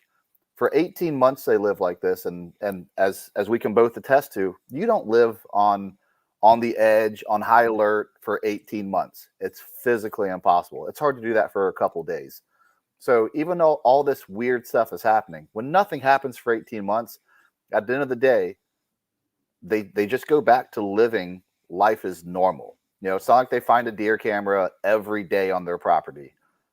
It just becomes, I'm assuming it just becomes life to them. They don't know how it's going to end or what's going to come of this, but after 18 months, you just go back to living off your land and assuming someone's probably going to come talk to you at some point. Yeah, and I think that's the common sense way of looking at it. It's like, well, somebody will come and tell me that I fucked up, like somebody's going to come and talk to me about it. Like, they're not going to just like let this continue on and then just bury me out here. Like, somebody's going to come and mention this. But I'm not going to be taken by the federal government because he doesn't want to lose his house. He doesn't know where he's going to go. And there's a lot of paranoia that goes with this. Again, not very smart on his point. He could have just walked down the mountain and went and saw the sheriff himself. He could have got on a horseback and stayed in the woods and used his training to make it all the way to the sheriff's department and weird, obscure clothes and pled his case to the sheriff that's allegedly an acquaintance with him and that he sort of trusts or would have trusted, according to Sarah. And he could have turned himself in, but he didn't. He was like, no, and hey, listen, don't fault the guy. I'm the same way. I'm a stubborn, bull-headed guy. Like, don't tread on me, bitch. Hindsight's 2020. A lot of things you could have done, but he had no reason to believe that that it's going to be a standoff at this point. There's really nothing that truly indicates there's about to be armed conflict here. Right. So these people who put the deer cams up obviously had to come onto the property at some point, probably in camouflage, and put these cameras up. What they wanted to do, according to the Fed boys, is that they want to, I don't know why I say it like that. I don't have to. It's like a tick.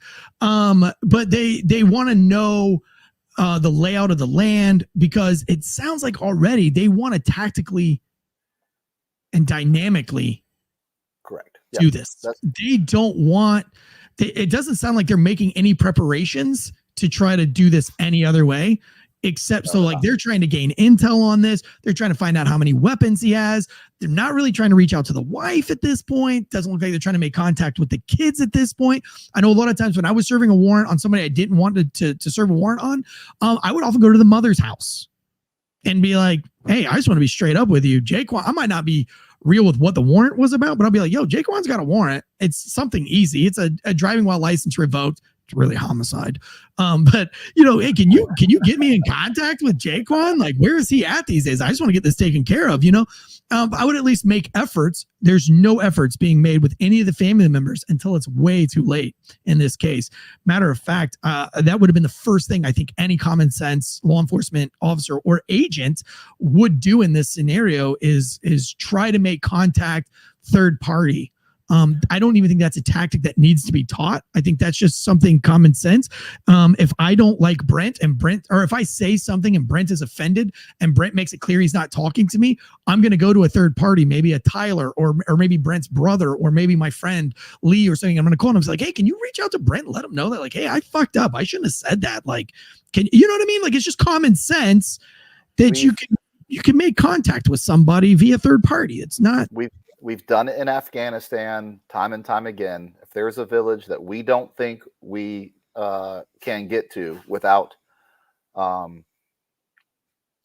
massive firefight, without violence, but we don't know for a fact, we will go to a neighboring village, get a village elder, and have them go basically on our behalf and kind of figure this out before we just go in guns blazing for no real reason.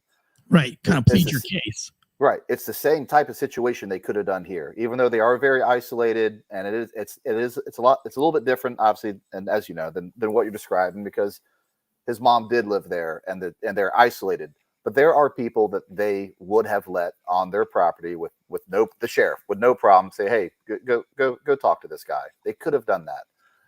Yeah, and I think it's really important to remember that they've done nothing violently wrong. So let me paint this picture from the Fed side. But again, it goes back to the fear mongering, and I'm not saying it's right, but let me tell you the mindset that they've put themselves into. They have heard stories because Randy was very vocal about. I don't want to say he's very vocal. It's a well-known fact that Randy has said that he has a 300-meter basically sectors of fire around his house and can protect his house. Again, that gets taken out of context. When he was talking about that, he's not talking about if any feds ever step foot on my property. These are things he said years ago. I grew up in small town USA. My grandfather who was a cowboy, had a house protection plan for his house in case someone ever came to his house. So I've got my left and right limits out of every window of my house. So they were very fearful of going up to the house because of this supposed, firing range of 300 meters, 360 degrees defensive position that he has at his house. So that's one of the reasons that they would probably give why they didn't do that. Two, there was other fear mongering going on that they were talking about most dangerous courses of action to say, hey, he has booby traps around his house. He has a massive arsenal, in his house. And they start building him up as cherry picking some things he said and about his background that just aren't true, that they should have done their due diligence to find out if it's true. So all these things are atmospherics of the situation. And instead of doing their due diligence and figuring it out, they just took them as truth and started implementing these plans and said, hey, there's only one way to take this, and it's by force. And we need to put in these sniper positions to get what we'd call a pattern of life, which is what you were just describing. When are they active at the house? When are they not active at the house? What do they carry? What do they not carry? How do we start collecting intel to do a hard hit on this house? That is why there were 2 sniper positions at the time of the incident we'll get into. But that's why they were there. They were absolutely planning a tactical ambush at this point. Yeah, maybe they're going to kidnap him on his way to get water or something like that. But even kidnapping this plan, 2 guys, Right. They needed all this information to come up with the assault plan. Somebody in the chats here says define arsenal. Now listen, this is Idaho, and everybody's going to have a lot of guns. I'm actually going to show you guys a picture of all the guns recovered from the things. I don't call that an arsenal. I call that under my bed. Those are just the guns I keep underneath my bed. Those are everyday carries for me. But yeah. So, but you're right. They have painted a picture, and not only has the Fed police painted a picture, but the media has painted this picture as well. So the media, and it's super funny because Geraldo is going to get wrapped up into this, of course, and he's going to make things worse for everybody, which I thought was pretty ironic and pretty funny in this case. No, not funny, but pretty bad in this case. So anyway, so they got these sniper positions up, and I've been to reconnaissance school through the military, and I started out as a Cav Scout, and when I joined the military and deployed as a Cav Scout, and so we did a lot of OP training and observation post training and a lot of oversight and watching stuff. And anytime you're in training, or even when we were in Afghanistan, I don't know, there was just, when you're 19 or 20 years old and you got a little bit of training under your belt, it's kind of tempting to try to get as close as you can. Kind of touch the bear. One time we were doing a little practice operation where we were supposed to look at a cemetery and document everybody that came in and out and get as many gravestone informations as we could on the grave. So it was just training and practice and fun. It was an old closed thing, and it was like out in Kentucky, but we were all, I think everybody got caught because we all were trying to get as close to this cemetery as we could. It's like you're playing G.I. Joe when you're a kid in these cases. Well, I think the Fed boys kind of fell into this trap where they're trying to kind of test their limits. At one point, and this is going to be very crucial, and I'd love for you as a sniper to talk about this, but they begin to throw rocks towards the dog to see how the dog was going to react. According to them, according to their documentation, that they were trying to entice the dog to see what the capabilities of the dogs were. It just seems to me like they were playing old G.I. Joe games. So let's see how close we can get and kind of stir the pot. Do you find any reason why you should be throwing the fucking rocks at the dogs? I mean, if you can get around snooping around without the dogs even knowing you're there, wouldn't that be cooler than throwing rocks at the dog? So, and this is, the problem with, open source, gathering and trying to, piece the puzzle back, that we have to do. The accounts that I gathered is that they were not enticing the dog. That would be new to me. I'm not saying it's not true. I didn't run across that, but I did run across the foot they were filming. I said there were two OPs. There's a film out there on the internet of the OP hearing the dog barking and hearing the shots fired at the other OP. What I believe happened, and I'll dig in more into this, so we'll just call this my opinion version of the story, is that they were basically compromised by the dog. The dog smelled their scent. Obviously, the son and the family friend were out for a walk. The dog did what dogs do and have done to me in Afghanistan and Iraq and all over the world. Dogs are, you can't out hide a dog, and the dog found him. And the dog was barking and continued to get to their position and was barking in a very aggressive manner, and they shot the dog. And I've shot dogs before, so I don't know if that's what they were doing or if that's dogs in Afghanistan as well. That was actually a big thing. I actually had I didn't have a problem with it. I don't want to sound like a bleeding heart, but like sometimes I was like, come on guys, like, do we have to fucking shoot this dog? Like, that's right. It's a little ridiculous, but like some people shoot dogs a little quicker than I would. Yeah. But again, I'm not even like a huge dog fan. Like I'm not one of these like dog lovers, but sometimes I was like, come on guys, like honestly, like if you fucking shoot my dog, like I'm going to become a terrorist. And I don't even care about my dog that much, but well, I'll read this. This was the encounter near Weaver's cabin. Again, this is from Wikipedia, so you got to be kind of careful with it. But later let's see here. I'll just start at one point. This again coming from wikipedia.org. At one point, Roderick being one of the snipers, threw two rocks at the Weaver cabin to test the dog's reaction. The action provoked the dogs. Weaver's friend, Kevin Harris, and Weaver's 14-year-old son, Sammy, emerged and followed the dog's striker to investigate. Harris and the younger Weaver said that they were hoping the dog had noticed a game animal at the cabin and that there was some meat. They've been up there for 18 months. Of course, they would want to, eat something. The recon team, Roderick, Cooper, and Deegan, initially retreated through the woods, but remained in radio contact with the OP team, the observation post team, but later took up hidden defensive positions.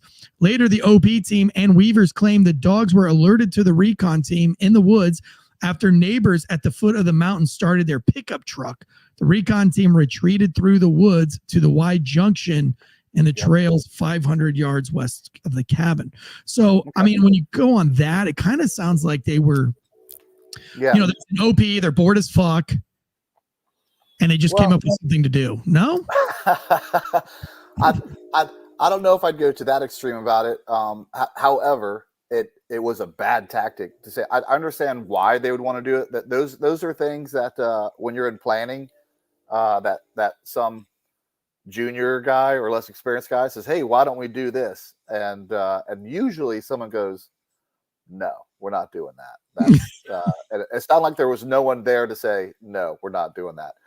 I understand the why they would want to do that, and the cause and the reaction that they want to get to further develop a pattern of life, or how aware are these dogs? Are these dogs something we're going to have to deal with? I can see that happen. And I can see it happen. Again, that's why I went back to asking you at the very beginning of the show of training accidents, because even at the top level, we make bad choices. Again, the football team, if football teams were perfect, and even though they train and they practice and they're the top tier and they're the most athletic, if they did things right every single time, there would be a touchdown scored every snap. And in this case, this is where the Fent boys make their biggest mistake. They fuck up. One guy drifts left too far.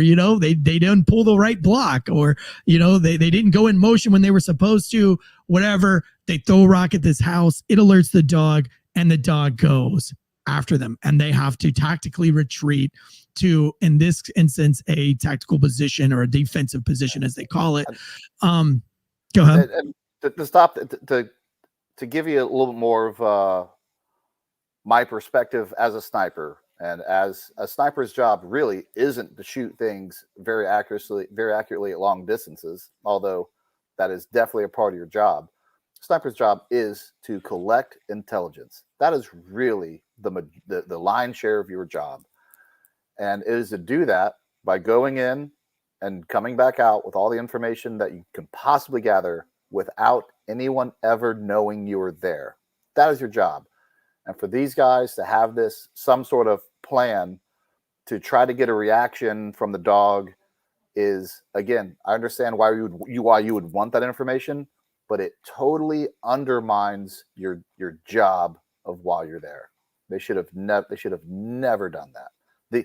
The risk and reward of that information, as we're about to find out, was absolutely not worth it. And as an assaulter, I don't care about that information. I really don't. Right. When the assault's going on and pushing forward, it's kind of too late. And whatever the dog wants to do, the dog gets a vote. It's all I want to know is, do they have a dog? That's all I care about. Does he bark? Did he bark at you? When he barks, does the family come outside? But nothing that would require me to go throw a rock at the house to get that type of information. That's kind of like where I was going. I don't normally say this, but that was amateur hour. And I try to be very professional and give people the benefit of the doubt. I'm not out here to cause controversy and tell someone they suck. And now the short is Delta Force says Marshall's reconnaissance sucks. But in this particular incident, that was bad. That was bad tactics. And you got to remember, though, these guys are no slouches, right? Like, you don't just, you don't graduate sniper training, sniper school because you're an idiot. You've got to be pretty smart. There's just a lot of things that go into sniper training and sniper school that just not everybody can do. Like, you could be a very athletic guy and not make it through sniper school. These aren't just like your, bro dudes that are making it through sniper school. You got to be a little bit sciencey. You got to be a little bit nerdy. Right. You got to be a little bit patient, man. You got to. That was the word I was going to use. You got to be patient. Patience is everything on a reconnaissance position. And what they failed to exercise was patience. The information they got by throwing rocks would have sped forward, the time it took to get the information they wanted about the dog, when they could have got that same information by being patient.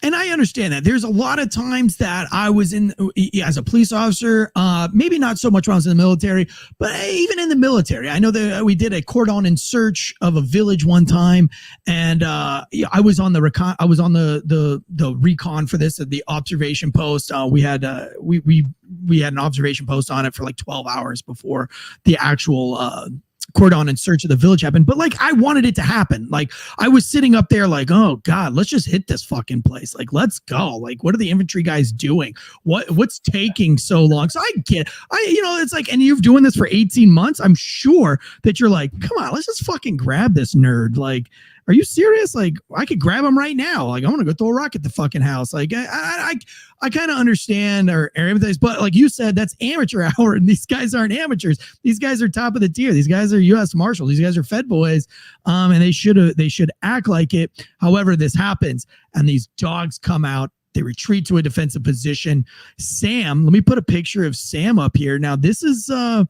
This sucks. Sam and this 28-year-old who lived on the property named, what was his name? Kevin?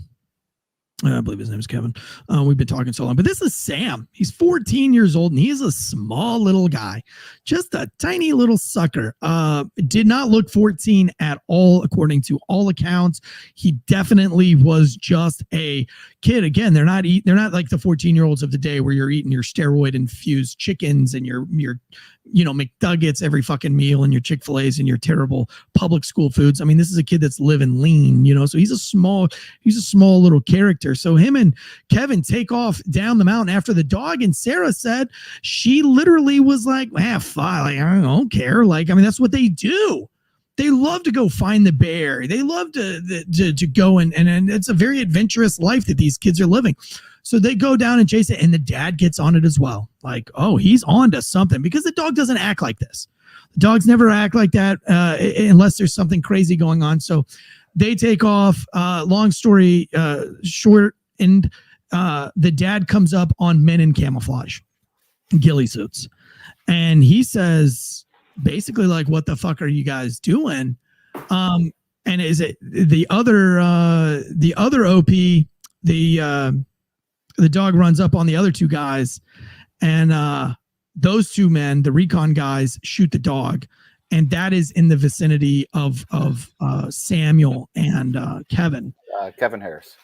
Kevin Harris. And so Sam responds with, "You shot my dog, you son of a bitch," and fires off 3 rounds into the woods, into that direction. Now, the woods at the Y intersection are very thick, cypress, spruce, trees that are very thick, and the logging trail is pretty clear and wide open. So it's hard to see into the woods. It's very easy to see out of the woods, and you could probably attest to that very well. So it's understandable that Sammy would have no idea who he's shooting at or in what direction, maybe a general direction. And then Kevin also returns fire in that direction, and they shoot back. A total of 19 rounds are shot. 2 people end up dead. Sammy takes one, 14 years old, to the back of the elbow, basically blowing his elbow off. And then another one that rips through his back and through his heart, killing him almost instantly. The Fed boys jump out and get into a vehicle, run the dog over on the way out, and then they leave. The dad ends up recovering the child, and you can just at this point begin to realize that your whole life has changed. It's early in the morning, and this is all just boiled over into some fucking guys in camouflage just shot my child, and it's all adding up. And they return back to the house. They take the child, Sam's body, to a shed. This is the shed right here. The mother in grieving pain, agonizing pain, they clean the boy up. It's very sad.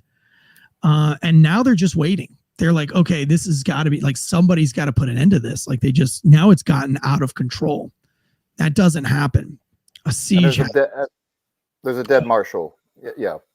As well. Now, right now, and during this exchange of fire, one of the marshals gets hit and dies.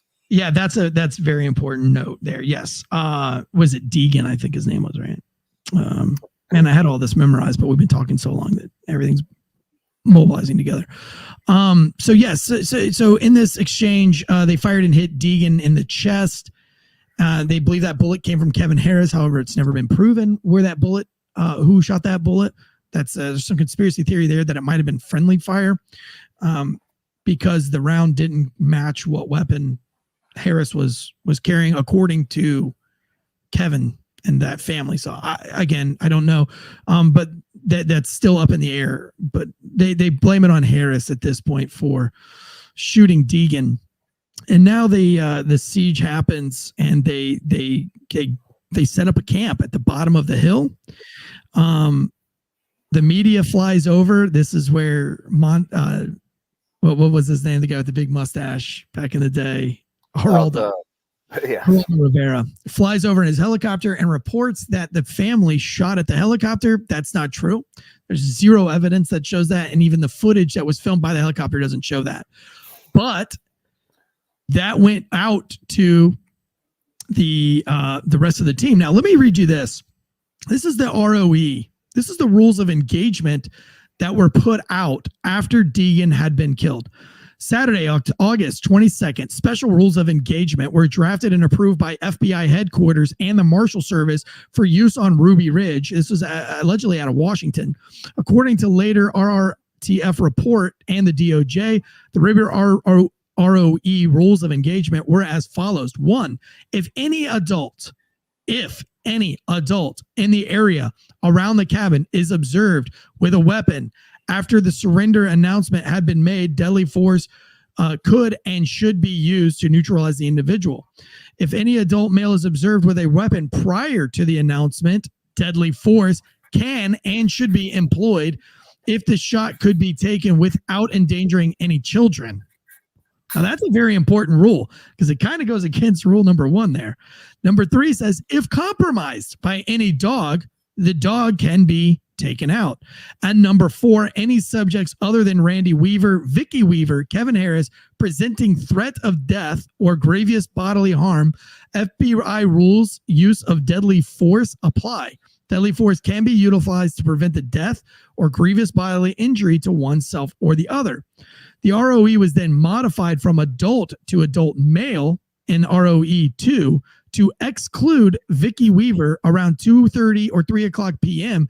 after consultation with higher ups.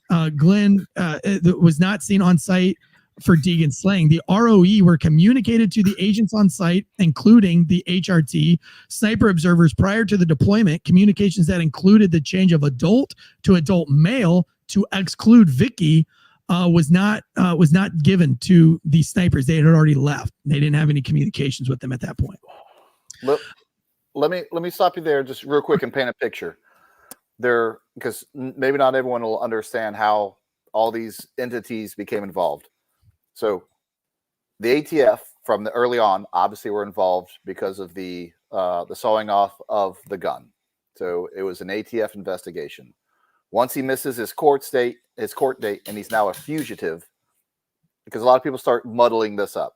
Now the marshals are involved, and to this point, when the marshals kill his son, and now we have a dead marshal, that is only now we have the ATF and the marshals there. At this point, the marshals now have a dead marshal, and the FBI HRT is now involved because now you're killing feds in a standoff situation. I say all that to say the feds are now coming into this. They're all feds. The FBI is coming into this situation, and this is what they know about it. So the FBI was not involved in this before this. They get called in under just this premise, which is true.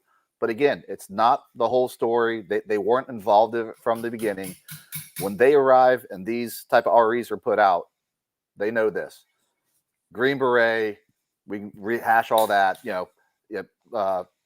isolationist, anti-government. He's already proven to be violent, killed a Fed, and now we're involved.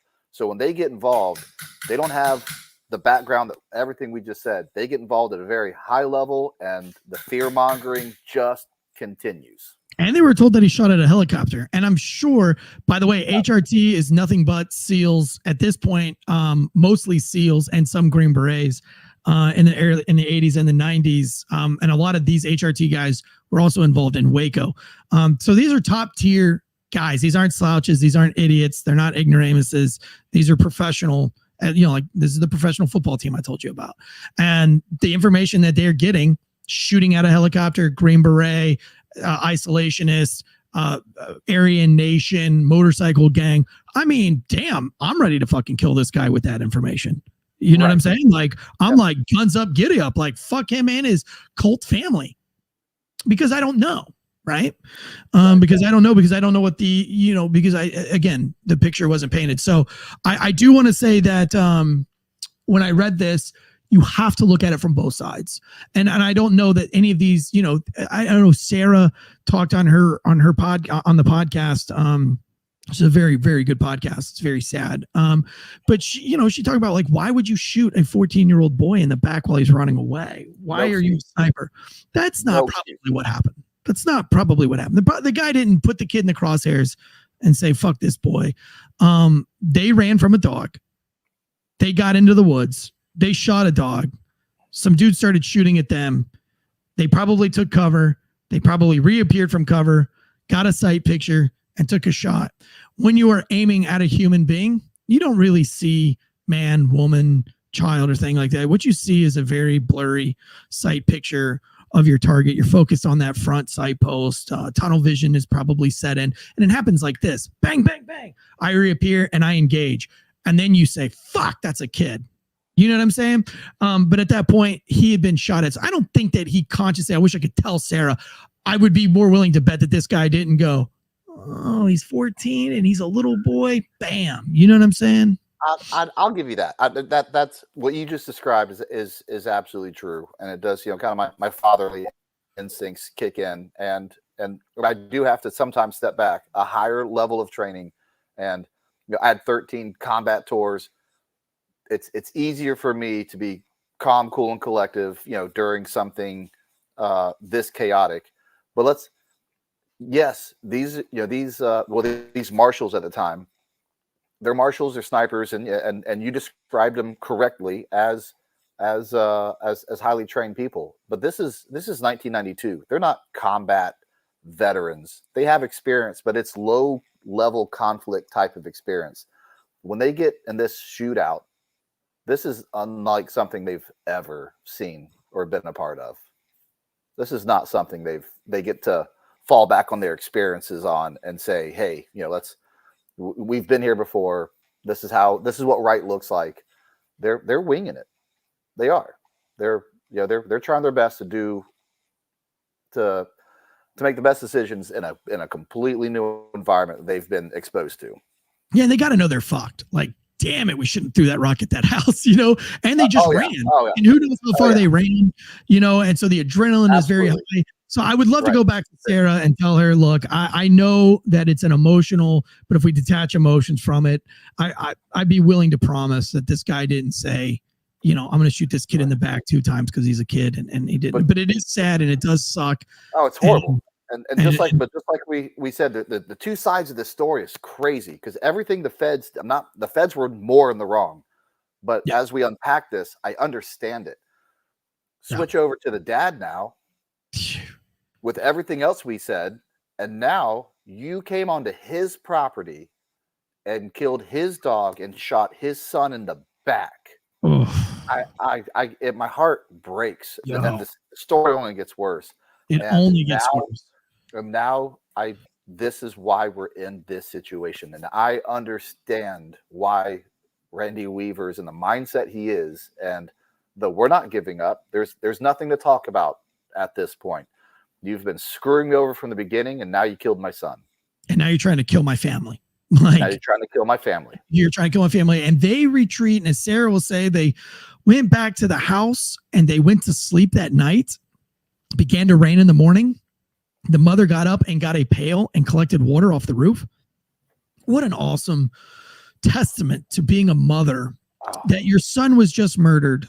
You wept all night and you still have the cognizant, you still have the wherewithal to say, it's raining, let's collect water. That is a powerful mother.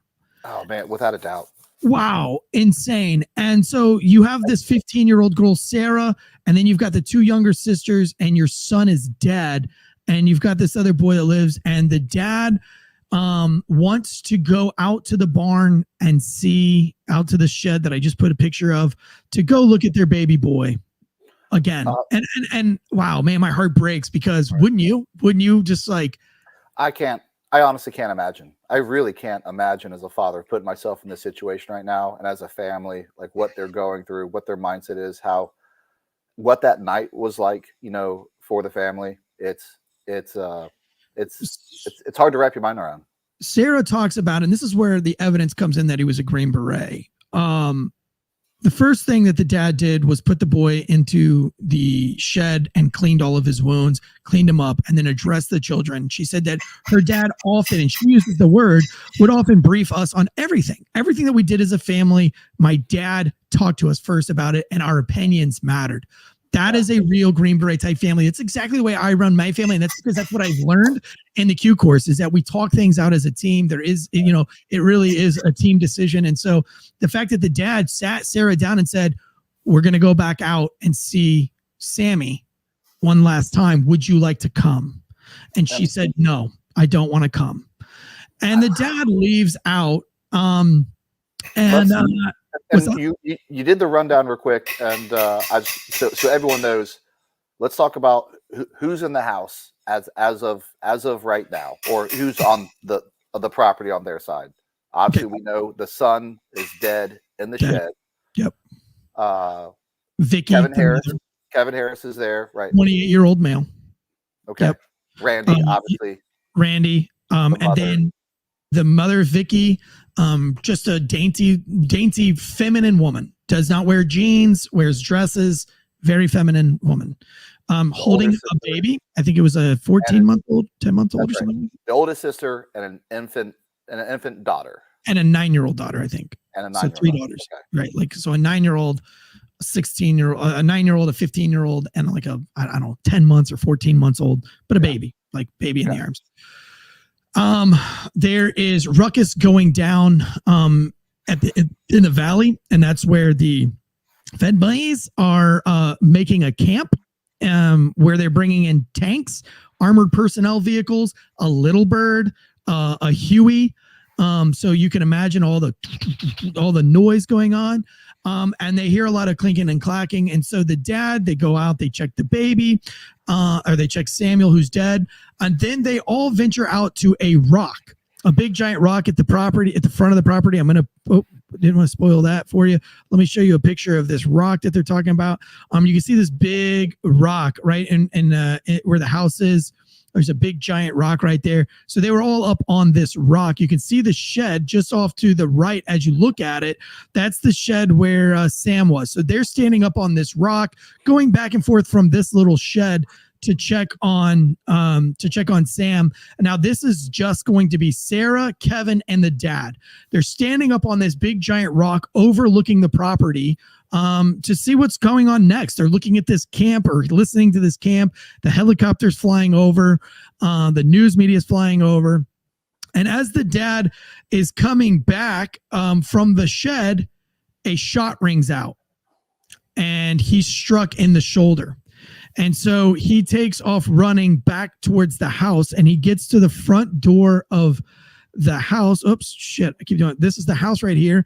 And they swing the door open, and a sniper is going to take a second shot at Kevin, who is trying to make his way back to the house.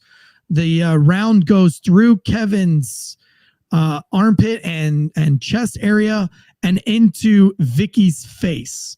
And Vicky's going to crumple over on top of the child. Sarah is helping her wounded father get back into the house, sees the mother drop at the door, assumes that the mother is just dropping to cover up the baby.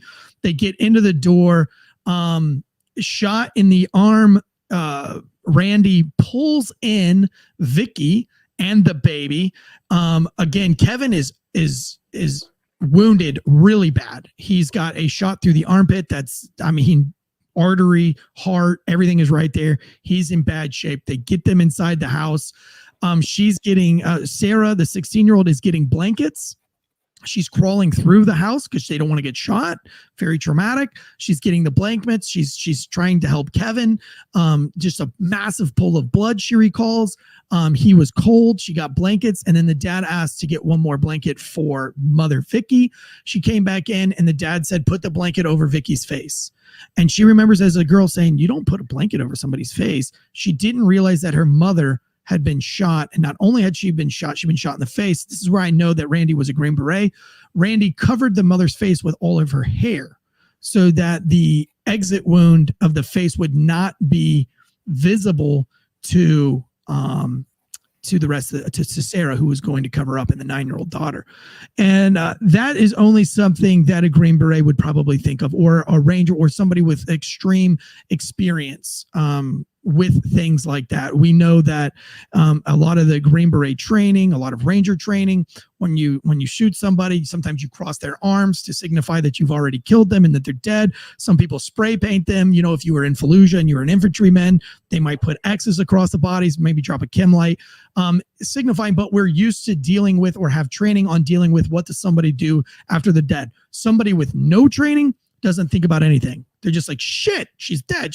But this guy was like, she's dead, grab ammo, blah, blah, blah, blah, cover the face, get a blanket over her.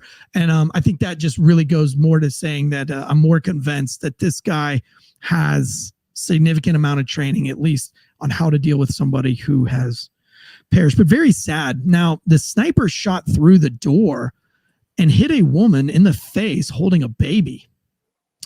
He says in his later accounts that he was aiming for Kevin's spine and he missed, but he took the shot from 200 yards and everybody was running. In one of the podcasts, there was a joke that was being made by the podcasters of what a shitty fucking sniper. Not a very good sniper if you're trying to hit somebody in the spine and you miss them. She says by 3 feet and hit him at nobody's body's 3 feet wide, bitch. Like, we're talking like 6 or 7 inches. Okay. And they're running. I don't find this to be a bad shot at all. You hit your fucking target. However, hitting a target on the move is the hardest shot to do as a sniper. That 100%. actually was a very good shot. Great shot. 200 yards? What? 200 yards. I'm assuming he's not just walking into the house, meandering into the house. He's running like his life depends on it. So he's moving at 12, 13, 14, 15 miles an hour. Yeah. He's moving out. Hunched over, Yeah, it was a hell of a shot. And it was through a door. And they will say well, who shoots somebody on the other side of a door when you don't know what's on the other side of that door?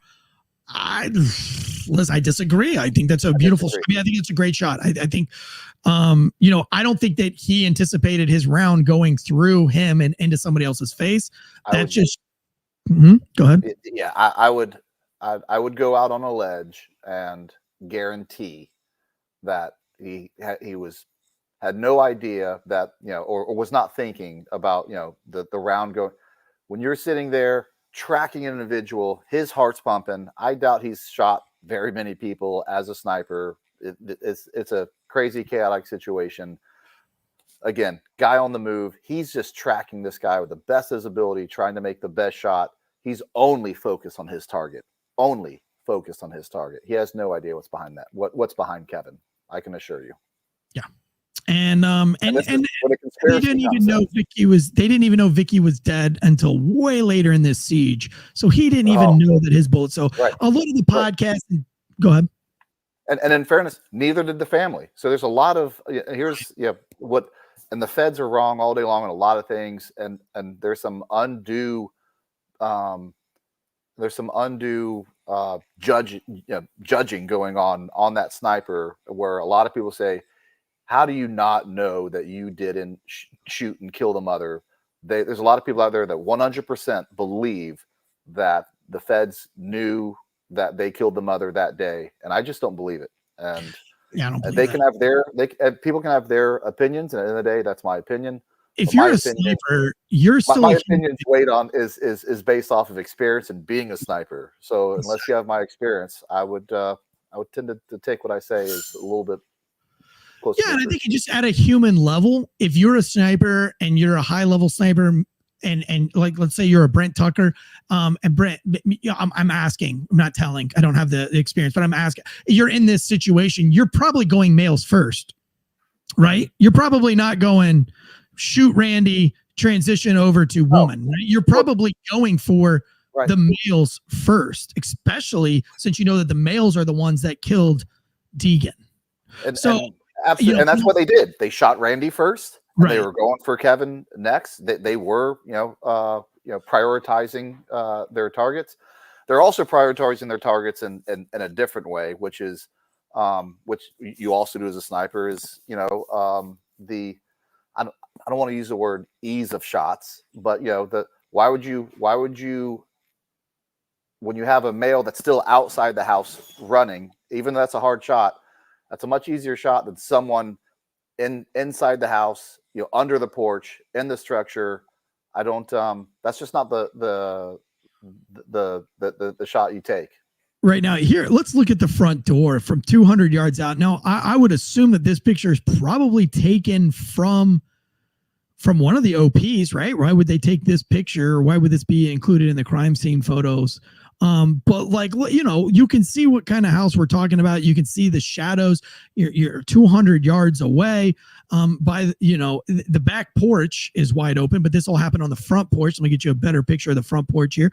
Here's the front porch. So again, that's a very dark. If that man with the red hat that you see in the picture was inside that door frame, you probably wouldn't know if that's a guy or a girl. Only reason you know is because he's got a back background, which is the inside of the house. Again, there's no electricity. There you go. There's a good picture. There's a great look how dark the door is right there. If someone's 1 foot inside that doorway, you may see their silhouette and you may see that they're there, but it's much different than the person outside running that door.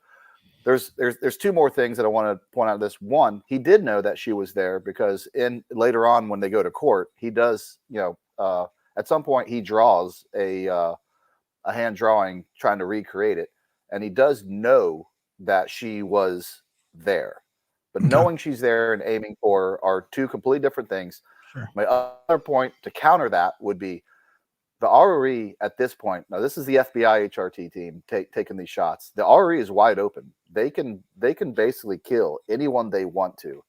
What, as always with any conspiracy theory, is the why. So for this to be true, why would he not come back and say, yeah, we shot Randy, we shot Kevin, and we shot the wife?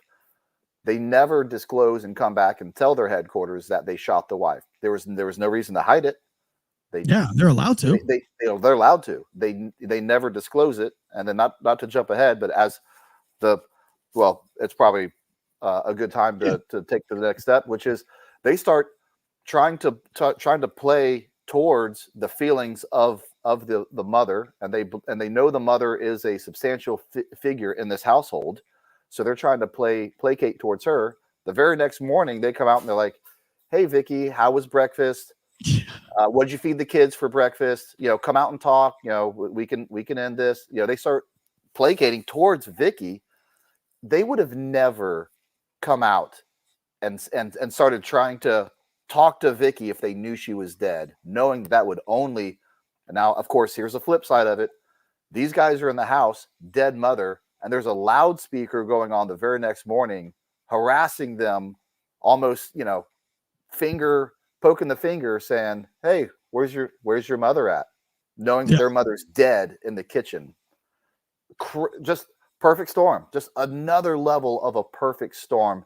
I don't think that he knew he shot her and killed her. So this, I don't think so either. I think you're 100% correct on there. They wouldn't have gone through all that. I don't think there's any conspiracy theories that go behind this, except that it was just a perfect shitstorm that everybody kind of fucked up. So now they're going to have a long siege after this. Do you remember how long the siege was? Was it 11 days? I don't. Yes, here in the aftermath, requesting media support from the Idaho. It's going to be like a 10 or 11 day 11 days. Several hundred federal agents surround the house. Negotiations for surrender were attempted. If you listen to Sarah's story on the podcast that Sarah's on, she'll say that they couldn't really hear anything. Like, it was very muffled. They knew that they were talking to them, but they were talking so far away and from an armored vehicle that they were not able to have any kind of like understanding of what was going on. But they were highly annoyed at like how they were trying to coax them out. Like, "We have pancakes. Who would like pancakes this morning?" Like a female psychologist voice that was a female psychologist, as they would later come to learn about. So they were just kind of like, yeah, fuck you. Like, you shot my mom, you shot my brother, you shot Kevin, who's like my brother, and now you're trying to coax me out with fucking pancakes. Like, yeah, okay, boomer. Not today. Not gonna happen. And now this is really weird. This is the end of the story. But they finally bring in a third party individual again, which I've said from the fucking beginning would have solved all of this from the get-go before you even needed to put recon teams out there. But they get this guy, Bo Greitz, James Gordon, known as Bo, born in, he was a United States Army Green Beret, served with distinction in the Vietnam War. This dude was trying to run for president in 1992. His military career, though, he was in Cambodia. He ran some like black ops, I guess, if you will. He had to retrieve a black box from a downed Lockheed YouTube spy plane.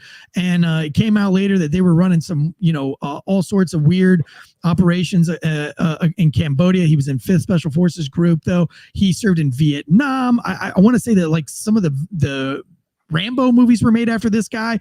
He was right there with the Mujahideen, like in the 70s and early 80s. This guy's got some credit, but then he was a POW MIA advocate. And then he really got into conspiracies, and his big conspiracy that he was all about was New World Order and one world government. And that's what he was talking about all throughout the 80s. And they used this guy to go and make contact with. This is what another piece of evidence that shows me that this guy was probably a Green Beret, because Bo, as the story goes, leaves the armored personnel vehicle and just knocks on the dude's door. And we see this in the Rambo movie, do we not? Right. Where this is the Lieutenant Colonel, That's right, Troutman. Yeah. But this is my take on Bo Greitz, and you beat me to it there. Another reason why I believe he was a Green Beret, Randy Weaver, is because of this. You already touched on it. Bo Greitz was a public figure at this time. Bo Greitz actually inserted himself into this, and he said, "Hey, he's a Green Beret. I can talk him down." And this again just goes back from being in the community, and back then the community was even smaller. I'm sure Bo Greitz was able to make 1 or 2 phone calls to a couple other SF buddies. It's a small community. He didn't personally know Randy Weaver, but I'm sure someone goes, "Oh yeah, I know Randy Weaver. He was a Green Beret." And at that point, Bo was like, "I'm gonna get involved in this." I hope and I do believe he did it out of good intentions. But also, he was a public figure at that time. Was running for president. It was also a way to get his name out there as well. But I'm glad he did, because he is the person that ended the siege without further bloodshed. Yeah, he goes in, and as Sarah recounts, like the dad was just immediately in full trust of Bo Greitz. That's right. She still to this day doesn't understand it. And that shows me that he's probably a Green Beret, because if I'm having a siege and Brent Tucker comes to my house, that brotherhood doesn't get broken. That's right. At least back in the 80s. Even with my circumstances when I was removed from the course, I still had this there were some guys in trouble, and I refused to talk about it. And that's why I was removed from the course for being unethical. Those guys got in trouble. I did not. But I still was removed from my bit of training because I refused to talk. And I wasn't even a Green Beret yet, but I still had this sense of brotherhood where I was like, I'm my area of responsibility. So I think even in the late 80s, early 90s, that camaraderie, that like trust of people don't break that brotherhood. You know what I mean? Like this dude's real deal. Although I believe he did it with both some sure. I don't want to say selfish intentions, but also some good intentions. But I don't want to downplay the balls it took on this guy who didn't know Randy Weaver. At the end of the day, he's cornered. He's living like a hunted man, and he's not. And you from the outside looking in, you don't know if he's in his right mind, and you don't know if he's going to kill anyone and everyone that comes against him and his family at this point. And for him to just basically walk right up to the house and say, "Hey, Randy, it's Bo." And according to the story, Randy goes back and he says, "Bo Greitz, is that you?" And I'm sure at that point, when he heard that kind of that friendly voice of, "Bo Greitz, is that you?" I'm sure his heart finally stopped beating 200 beats per minute and was like, okay, this is gonna end the way I was hoping, it would end. He could have easily lost his life that day. He could have. Yeah. Bold maneuver. As Bo recounts this, that they gave Bo this was his last opportunity. They said if they don't come out, you have to get them out in the next 12 hours or we're going in. And that, again, that is this just, amateur hour.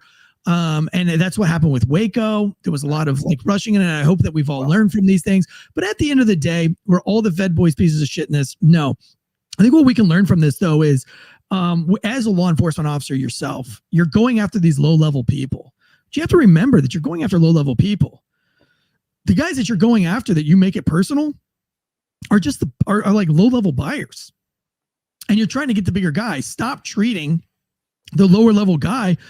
These agents knew from the beginning that even if Weaver was a white supremacist, he was bottom of the barrel white supremacist. Why are we wasting all this energy on somebody that you can't even get to saw off 2 fucking shotguns? Why aren't we going after the preacher, the Congress, the guy that's holding this Aryan Congress? Why aren't you going after the big fish here? Why are you so obsessed and putting all of these resources? Is how many recon teams did you have on this Aryan Nation church if that's what this is all about? Because at the end of the day, all you have are a couple of very loose, barely felony, if felony charges. And as we see at the end of this case, everybody is going to be kind of adjudicated from this and doesn't do very much prison time, jail time at all. And everybody is kind of and the civil suit happens and the Weaver family ends up winning $3.something million out of the whole ordeal. $3.1 million. So, which Randy is not enough, by the way, which is not enough for the feds to kill your son and your wife. No, I think now they all reside in Montana. Randy Weaver and his daughter, Sarah, they wrote a book called The Federal Siege at Ruby Ridge. It was released in 1998. The Weaver family, including Randy, moved to Montana. Sarah and the other 2 Weaver daughters are employed there. 2012, after she became a born-again Christian, Sarah Weaver said that she forgives the federal agents who killed her mother and brother. By the way, if you get a chance to listen to any of Sarah's podcasts, I encourage you to do it. She's wonderful on podcasts. It's just a heartbreaking story. But remember, at the end of the day, she's telling one side of the story. And I do feel for the agent that killed Vicky. I'm sure this isn't something that sits well in his heart. I think you got to humanize these agents at some point. You can't just look at them as just a big disgusting, Joe Rogan's kind of guilty of it at this point, saying that the FBI sees this as a win. Maybe as a whole, they see it as a win. But I guarantee you some of those guys, boots on the ground, with the information that they had, they really thought they were doing the Lord's work. I mean, think about all the soldiers that served in Fallujah. Not one of them was there to fight for oil. They were fighting for the oppressed. They were fighting for what they truly believed was right in that time. So we have to remember that these agents were humans and doing the absolute best they can. I hate this picture, but this is a picture of the cool guys at the end of this raid. I don't like all the smiles and the irreverence here. But again, this is a different. I would almost guarantee you as well, if you could talk to those guys today, they're not proud of that picture either. I know there's a lot more information now. Everything's, hindsight's always 20/20. And what's crazier about this is what we should have learned from this. Waco happens 6 months later, and we repeat the same exact. That's a whole nother podcast I'd love to do with you, but we repeat the same, and we eventually get it right, so to speak. There's a lot of things that we finally fix after Waco, and I think we're making the same mistakes with January 6th. Basically. I think they're cornering and pocketing a lot of people that were at January 6th. Green Beret, Jeff McKellop, that was one of my instructors, was wrapped up in J6. And I think that we might see another one of these in 2024, especially with them going after over 1,100 people who are on the grounds outside that they haven't even started to wrap up yet. Biden putting that out last week. Again, follow our political news on Patreon or on Wednesdays on this channel. But they had put it out that they're going after 1,100 people who were just on the federal grounds outside of the building that never actually went in. All it's going to take is one of these guys to be like, I was exercising my rights and you have no authority to come get me. And we were going to see another one of these standoffs. I really, truly believe. I do too. We're at a powder keg moment in this country, and I think it really this. I feel like we probably say it every presidential election. It's probably true every presidential election, but it gets bigger every time. This is the biggest decision point and turning point of this country, and whether we see another one of these again or not, I truly believe completely depends on the next presidential election. And if things don't change and get different, I do believe there's a good chance we'll see something else like this. I just pray that if you're a law enforcement officer watching this and you see rules of engagement that are basically like shoot on sight, which we know will never be a real rules of engagement for anyone, that you say something, that you ask the questions of Ruby Ridge. Who really is this guy? And I think you got to ask yourself really quickly first is, what crime do we have committed here? I've fallen into this. Listen, I've become obsessed with hunting people down as a young cop because I was like, they're selling dope out of that house. But if you look at it now, right, 10, 15 years later, they're just selling dope out of a house. And they're not even selling hard dope. It was marijuana. Like, do I really want to risk my life? Do I want to risk SWAT members' lives over some, just ask yourself, like, how far are you willing to go? And is it worth it before you get involved in any of these things? Absolutely. I said on Thanksgiving, it was really funny. We went during COVID, we went to a house Thanksgiving party during the height of those lockdowns, if you remember, and they said that nobody couldn't have anybody more than 10 people at the house. I had just stopped being a police officer. We were at the house, and I'm one of the people at the house. None of them were veterans or anything like that. They said, Eric, what would you do right now if the police came to the door and told us that we had to disperse? And I would say, my wife is here. There are 8 children in this house. I want you to call your supervisor, but first I want you to call your wife. And I want you to ask your wife, is it worth my 8 children? Because it's worth it to me. I'll die in front of these 8 kids, and I'll risk these 8 kids' life to show them what it means to stand for the Constitution and stand for my rights. And that's worth it to me. Now, is it worth it to you? And I would say, call your wife first, talk to your wife, and then call your supervisor and ask him, hey, do we want to pursue this? Because this guy's telling me right off the bat, like, this is it. This is the hill he dies on. And I said, and today on Thanksgiving, I'm not usually this kind of a person, but on Thanksgiving Day, I feel like this is my absolute right. And I would want to teach my children that this is the hill I'm willing to die on today on Thanksgiving. Right. So if a cop came here today, that would be my, I'm pro law enforcement. Listen, I'm pro, like, obviously, right. But in that moment, and I still stand by that today, there was no way you were going to tell me I can't have Thanksgiving with my family. And not to get on a huge rabbit trail, but that is the beginning and definition of tyranny. Like, what was happening during the lockdowns during COVID was very tyranny-like, and that was something this country was founded on to fight against, and we've just become very, very complacent.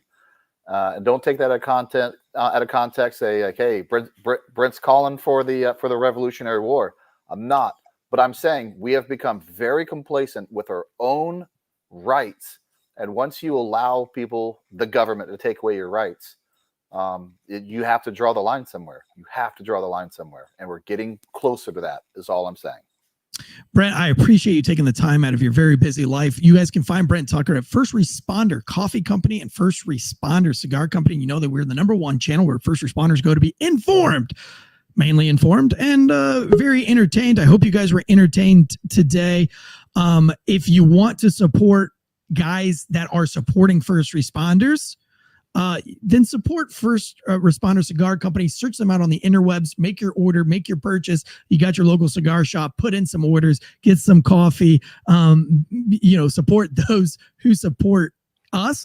And for a guy like Brent to actually come on our podcast today, it's really important. I know that you're very active in hunting down human traffickers these days. You've got so many feet and so many fires. You're still active. You're still in the game. But you took your Friday to spit with us for like almost 2.5 hours. To break down this important case that I know that, it's probably special to you too, right? Because he was a Green Beret. Absolutely. When you reached out to me and it came across my desk, I was all in. Wasn't even a question. I was clearing off my schedule to do this with you, Eric. So I appreciate you not forgetting this incident, and it's something we shouldn't forget. And I think a lot of people learned something today that it wasn't what they thought it was. We have to know about history so history doesn't repeat itself. Oh, couldn't say it better. Let's end it there, guys. Thank you all so much. Guns up, giddy up. We'll see you guys next week, starting things off with Uncuffed Mondays, all society and culture news, so that you don't sound like an asshole at the civilian barbecue, giving you something else to talk about other than dead babies and domestic violence. For myself, Eric Tansey and the Failure to Stop crew, and Brent Tucker, First Responder Cigar Company and Coffee Company. Thank you guys so much for your time and your patience.